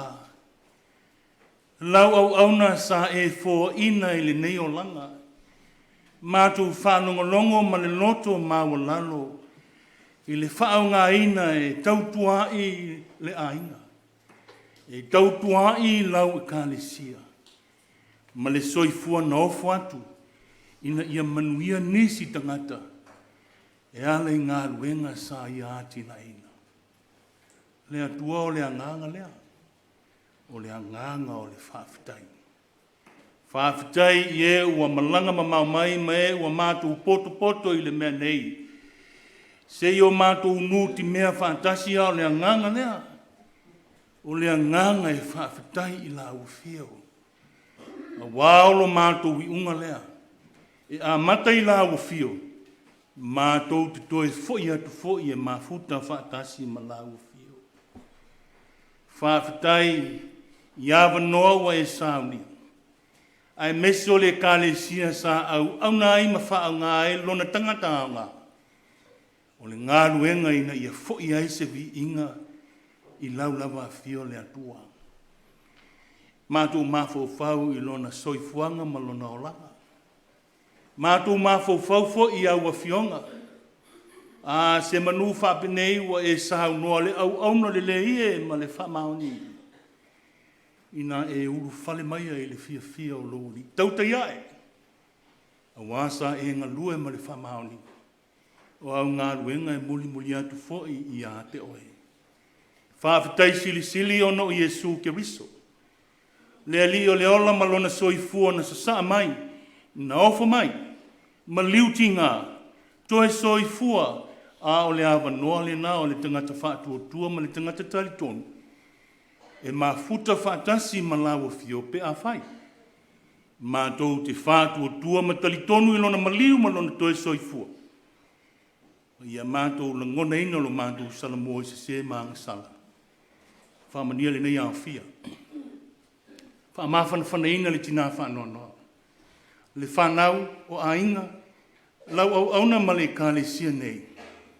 Mātou talitonu anofo whale I whinangalo mo mātou roto. Au lava a fionga whamawhana. E te letu ua I mātou. O mātou oti. E te iai whatasi ma I mātou. Se i o lava I le ngāta anga o mea uma. E soani I lau o auna ta mātou ina. Se upu whala I au whamawhana. Ina ia whapenao na whesoani lotu o mawhatia. Lotu o nuti mamoia. A wai le whaingo fie e te ama le whamawai ala ni malanga ni maliu male oti. Manuia tu e Sauniga ma whamoemoenga o Sauniga whamawai o lau au auna. Ai whaia ia mea uma. Ma le vi inga e whafo I lau fio. Whamangalo mātou se maanga sala. I le toto tau o Yesu la mātou li mo la mātou whaola. Amen. Pingo le tua le pese ua Sauniga le au whai pese mai Cannons Creek. A mai a leo na tula ia tu leo sunga tu ina ia viti. Ia mori foi se upu whamawhana mo I tātou nei fiafi.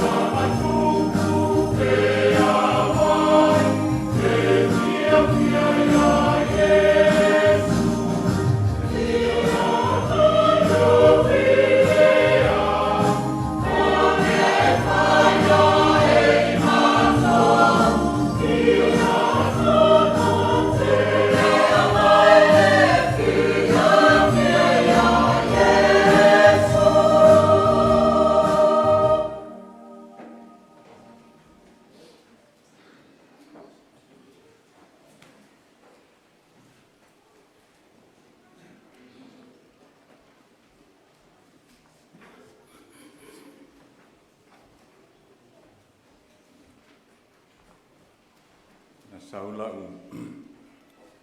mantu tawa le malo nephew na pika kua ma oele mana vale le ana po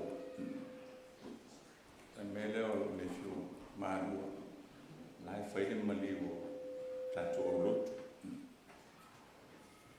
ai utili lopo ai lai maliu ia na fa solo ale o ma fofo i nei tamama tina matu o le kalisi tele na ule maua mai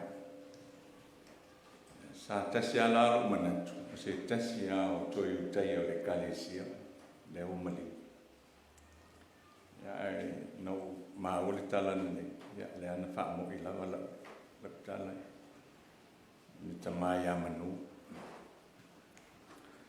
o fi foi lam fa tai le tua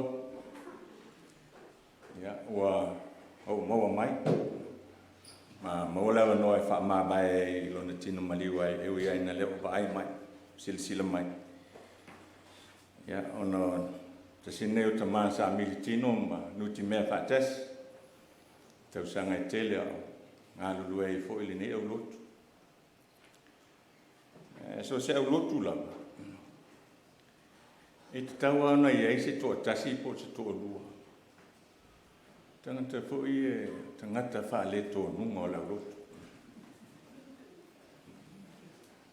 e to lua la te mai la fa msino to tasi fa pe nai la lutu ni yaso la ma tu ngana lu fe ngai mo to ino yo itano milo ya a message ta mama tu ya Antoni ole tangata le manu malis fa le to nunga le foto ole ko lua le fai ma fa tangata fa so sa le lutu ye pe ona ta o ma lo ta manis ya le mana yo ni tonu ma fai ya et ta wa ona fa se amanu ai mul ane lava ya e mo fa tino manu se mewa mo i se stala no e se le fio lo valo tanga tene e len pe ona ta wa o te ta wa na langa te sina me o te mana tu manu he doesn't take any jokes at the few afa ya tu ta la sua ye e fa sa manu le mali ko ki ora ko mo ko e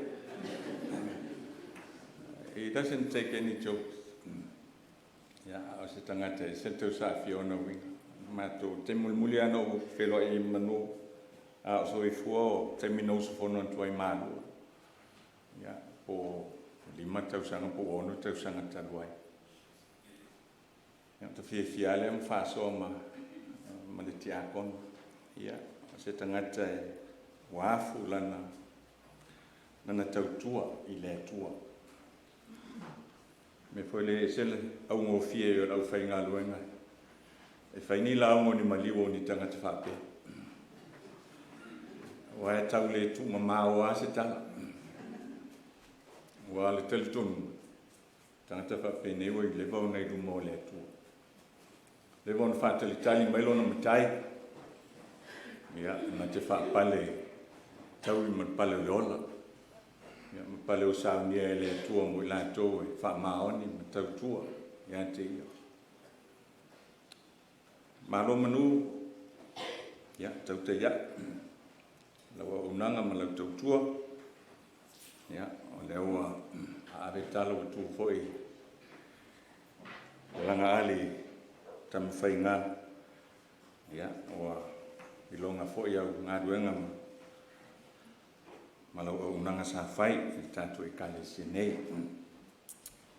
ai mo mana tuai musina pula mo med salamo e tolu ba tu salamo e tolu fa pea te fai tawina o mana e o le ne salamo fa fongo te fai tawina na fion pa ia le tua lele ye o matua fa to te le ina e o sawa mai ya te au e to te le o langa mai ya te au e to tele o e fai ane ia tau e le fa o laina lava o ia e le tua. A oe le li e o fai oe mo utarita. O lo manu foi ma le fai e ina lo ulu. Na o wala au i le li i lo leo ua whaafonga mai foi o ia i ante au, mai lona maunga pa ia. Na uta oto lava a moe.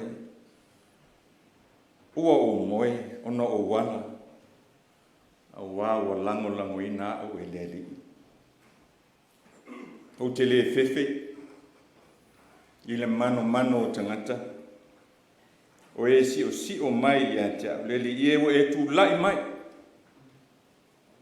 Lo ua tuai, ia e whaola mai i ante au. O lo i le li i le whaola tana. O lo i lunga o tangata, lo manuia. Whamanuia le tuai, whaitawina o ana whionga paia.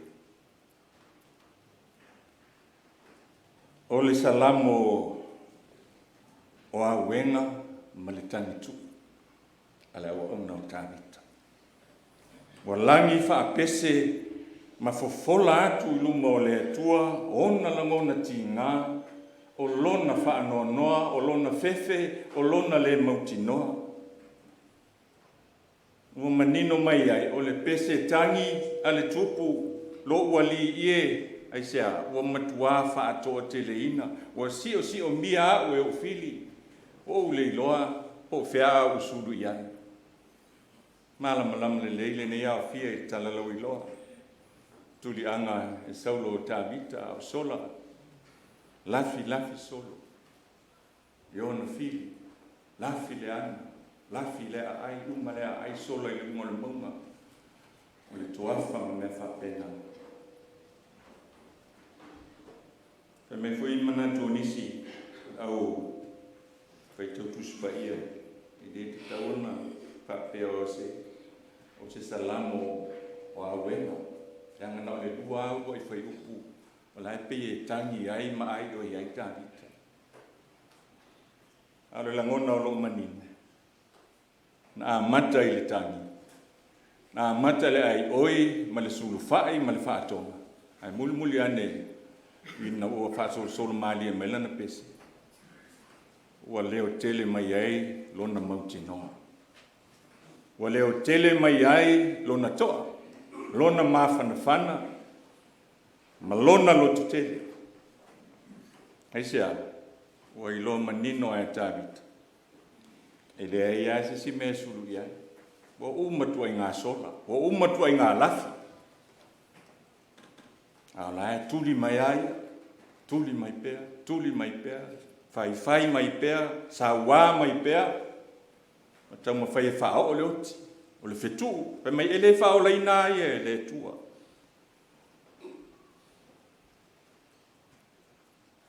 Ka ele whapea laua. Ave se aile ma mawhatu. O ti ngā mama whatianga na whianga nei matawita. Ao le whiau lea. E whiua e tangi. E whiua e te sola. E whiua e te lafi. Mai i ona whiu. E lei e se isi mapusanga ma se malu a papa. Wana o lele. Pea ona tā ua i lana sola anga. O ai le po misama lo loto le lele o sulu ia. Tele me tuli loi nai ta o il metinga. So ina la e o ta fo longa i ngan fatio o le neona. Tele fo ina tata mo fai so le se mai lu tau onga e afe fa fo se mai. O manino alo tatu o langa te whiua e so. E tuli loa ina i tātou i nei mea o whakita o lima pōpua ngā mitinga. Ai mai se ale nei. Ta te whiua, ta te sola mai le oti. O al fasilite. O whea e lafi e mai le oti. Tātou te whiua e so sola ma la lafi. E maua tātou e le oti. Maua tātou e leo. Ai o lo iei foi manino malongolongo ai si upu o sola anga le tangata ora. Mai le atua. Lea foi na pese mai e tāwita. Fea ea usola iai. Fea ea walu iai le li ie pe whai o apa au mo ulele le vani monimo e iai lava la o fio. Pe fofola foi. O fala i se oi. O lo iai foi oi. O le sola anga le tangata. Ai tui loi na pea e le atua malona alu whatuno. Mea mautinoa lea. Na whaia e le atua le tangata. Na whaia ina ia ola pea. Ai no uanga sala, ma leo sita. No o mai leo leo te whao e se antu lo tātua. Ai sa oile upo le sito e ina. Matua, na whai fo le maliu. Te whiua e te sola. I le oti. Te le mwhaiona e sola. Pawalala me whai. Tu iai.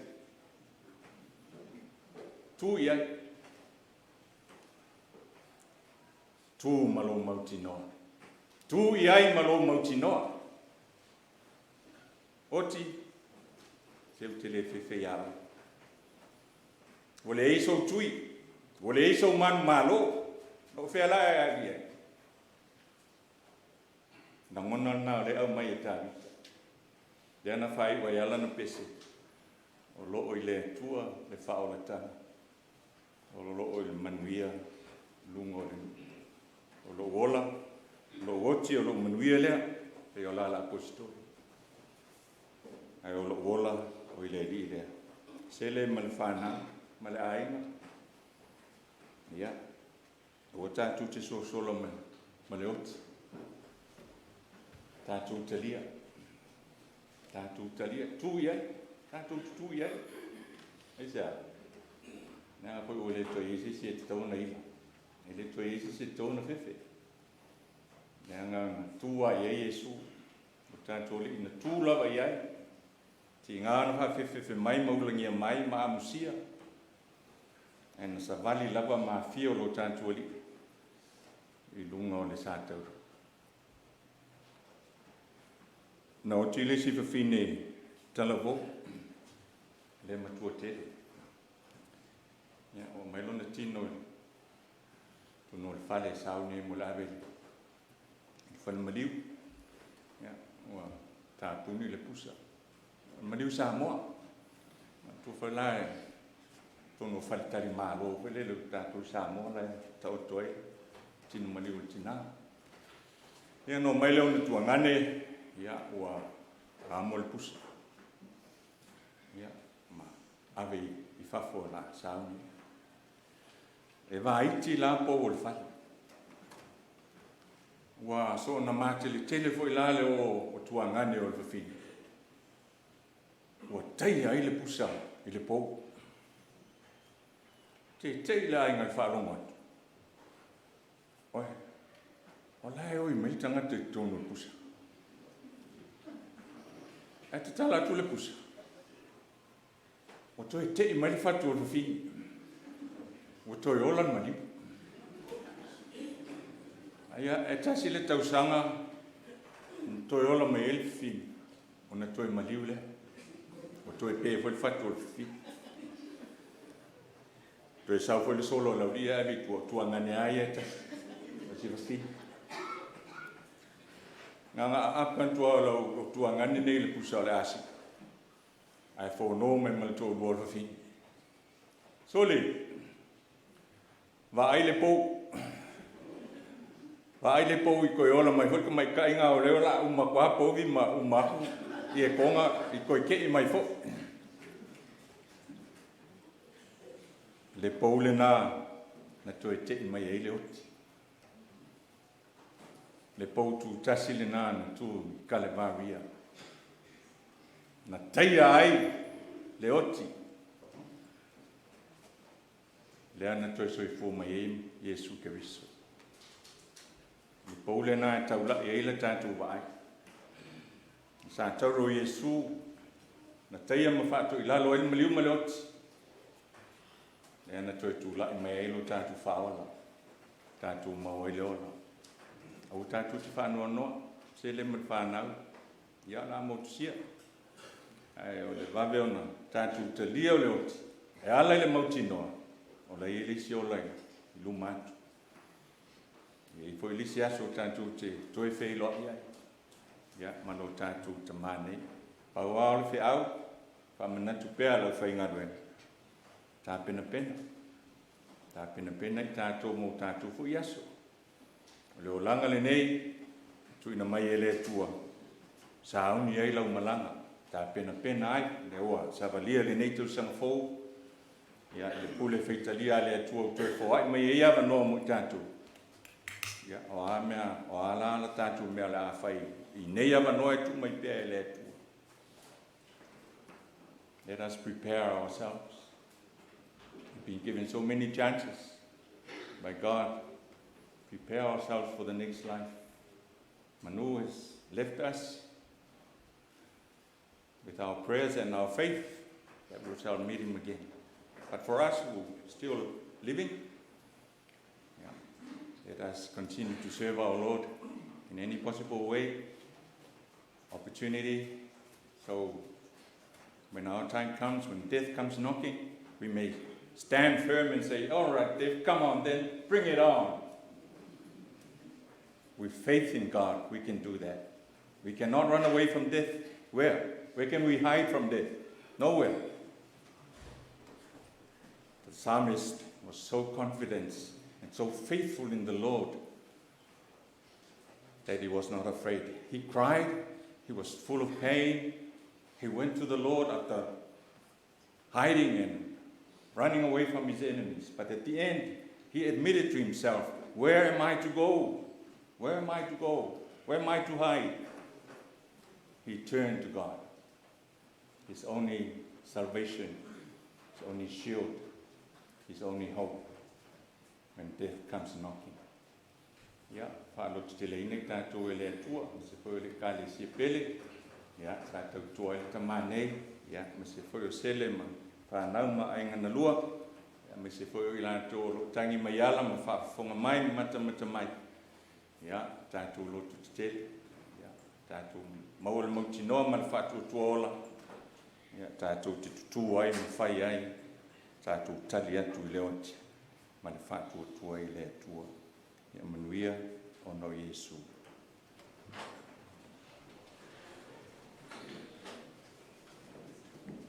Tātou vile tua i le pese Sauniga e whakasai Porirua. A mai an pese lea i ona so lea ma pese lona rua Cannon Street. E ona so lea ma pese lona rua a le whakasai Porirua. I ona whai ulo lea o tātou Sauniga i si talo.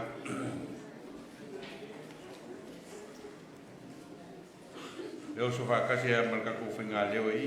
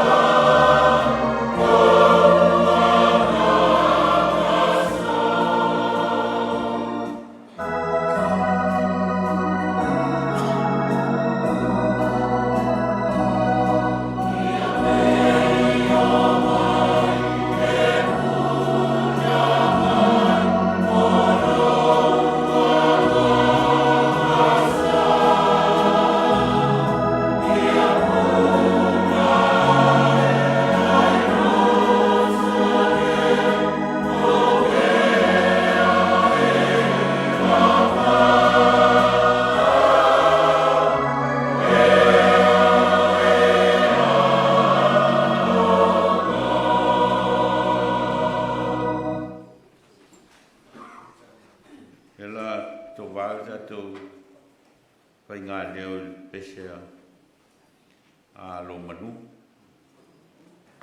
O leo whika longa mai a leo whai pese lea.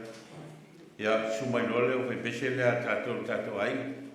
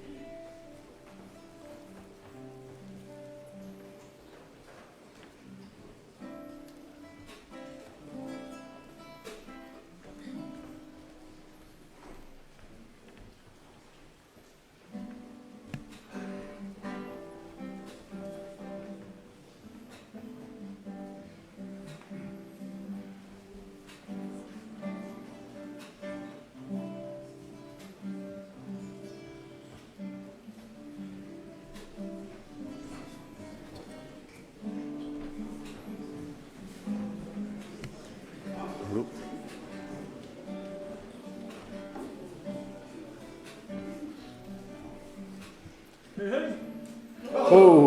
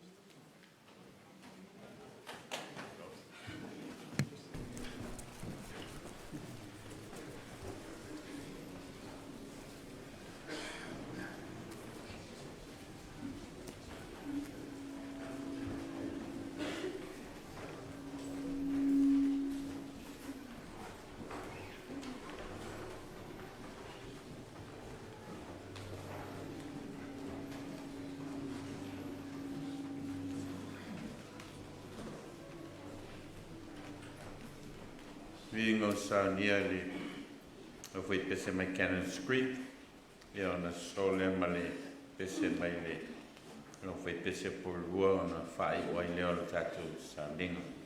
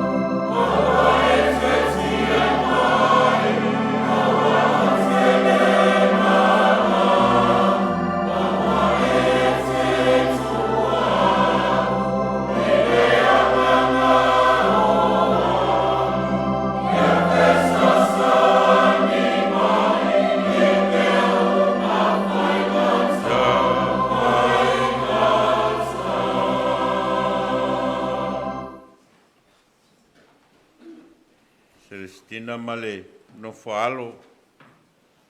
Pa ia whoio a inga na lua i au tū tele mau tū taulang.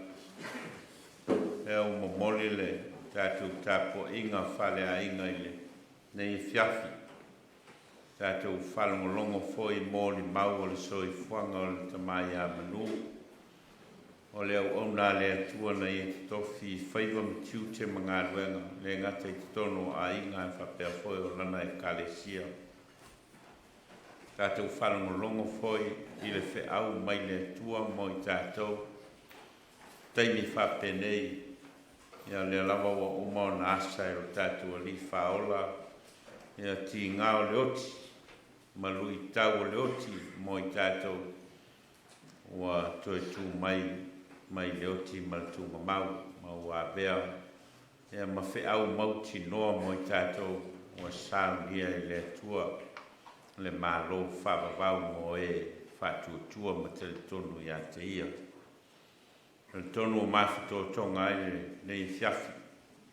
Le ngata i Saunoanga ma mōri mau. Ia a le upu fola. A whapea foi le tau ti ngāo au whai pese. Langi ina o vi inga. Ia whatupu tele i pēr. Tātou whamoe moe ma whatuatua i le atua. E teimi a lui tau ina ai o tātou langona o no whanoa noanga o le maliu maleoti. A vea la tātou mōni mau o le nei whiawhi e whai matau langosi le atua. Whafo i eile vi inga ma whane tanga i no tātou atua. Olo no nā lofa malo na whamaoni.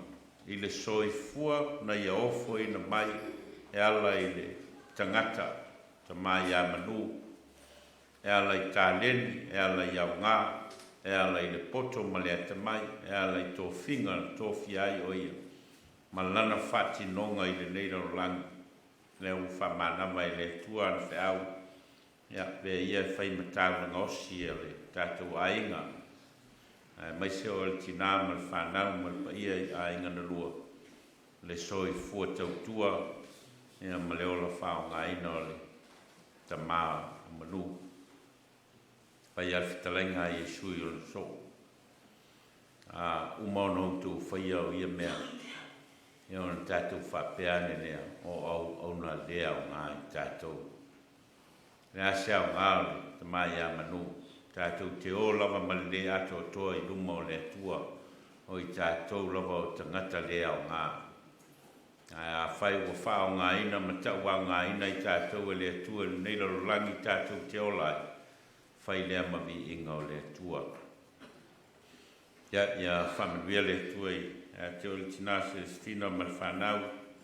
Ia whapea foi le pa ia i te paau ma a inga ma whale o polo tō whinga i malu i a inga na lua.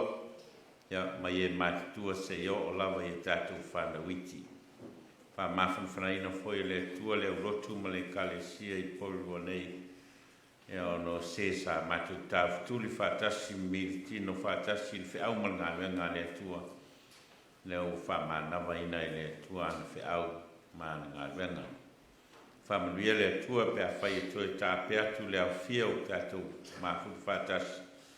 Ia malpui puia i ao le atua lo tō whai malangatu i o tō ainga. Ia mai e tātou toi wheloa i e whoi leso a tai au. Ino nā lofa ma o nā ngali lei.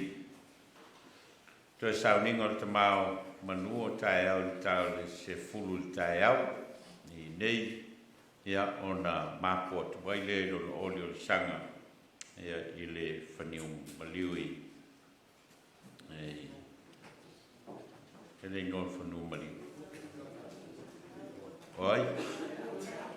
Whanua taku. Ia me siliana tau te ilo mal me tau te o ia. Ia alela sano atu sunga i whelau tusi o le nei au rotu i au na a mai ai leo le tātou Sauniga.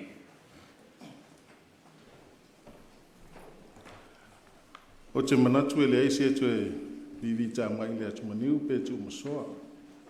Pe o tue tā i tu langa wa lea ua ma manu nei aso. Saunoanga pa ia fo i ma moli mau. Le fo i wa tele vi inga o le tua ni aso.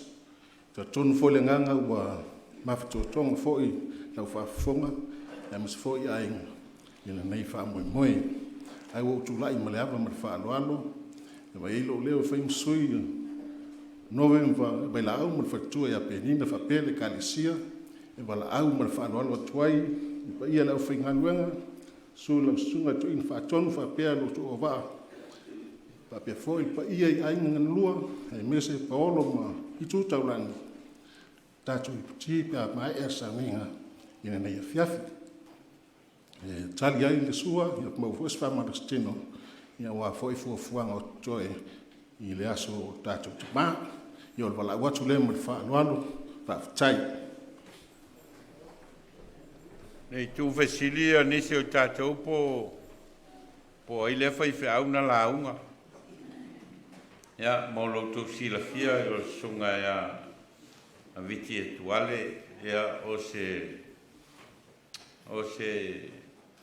lupe whalele al nei au rotu, ma nei e kalesia. O i nei na uru whale atua i kolisi whawhai whiau i marua, ia ma whai wina ai tau mwhai, ia ma wabea ma whai whiau i Australia, wabea foi ma toi ino whaatonu, ia stasi o mtanga luenga i tono Australia, ia o marolo mai, nei foi vai tau, ia ma o tala whiaunga le o mai, i le po, ia ma le aso o le family service o le tamai a Manu. Ia ne lau o fia o mai lau whanau whaleanga. Ia i lau vai sunga i toi ina. Ia a leo o mai a lau whanau whaleanga. E langolango mai e au man ngā ruenga. Ia mātou talo whamluia le tue lau sunga toi ina. Pea ngai ei malolonga nei vai tau. Ia whai mwhasi ngā malosi e toi tali wai. Fe au man ngā ruenga o lo whatali mai. Ia a maua pere so i fua lau lei. Tātou whai talo i on tātou woile i tātou ti. Tu mai o mātou lunga ma lunga o lau whanau lau langi atoa. Le alofa ma le file mua lau fio le tua lo mātou tamā. Le alofa sili ese o Iesu Keriso le li ma le whaola. Ma futa ina i mātou ma lo lava nganga pa ia nei se iau o le whavavau lava.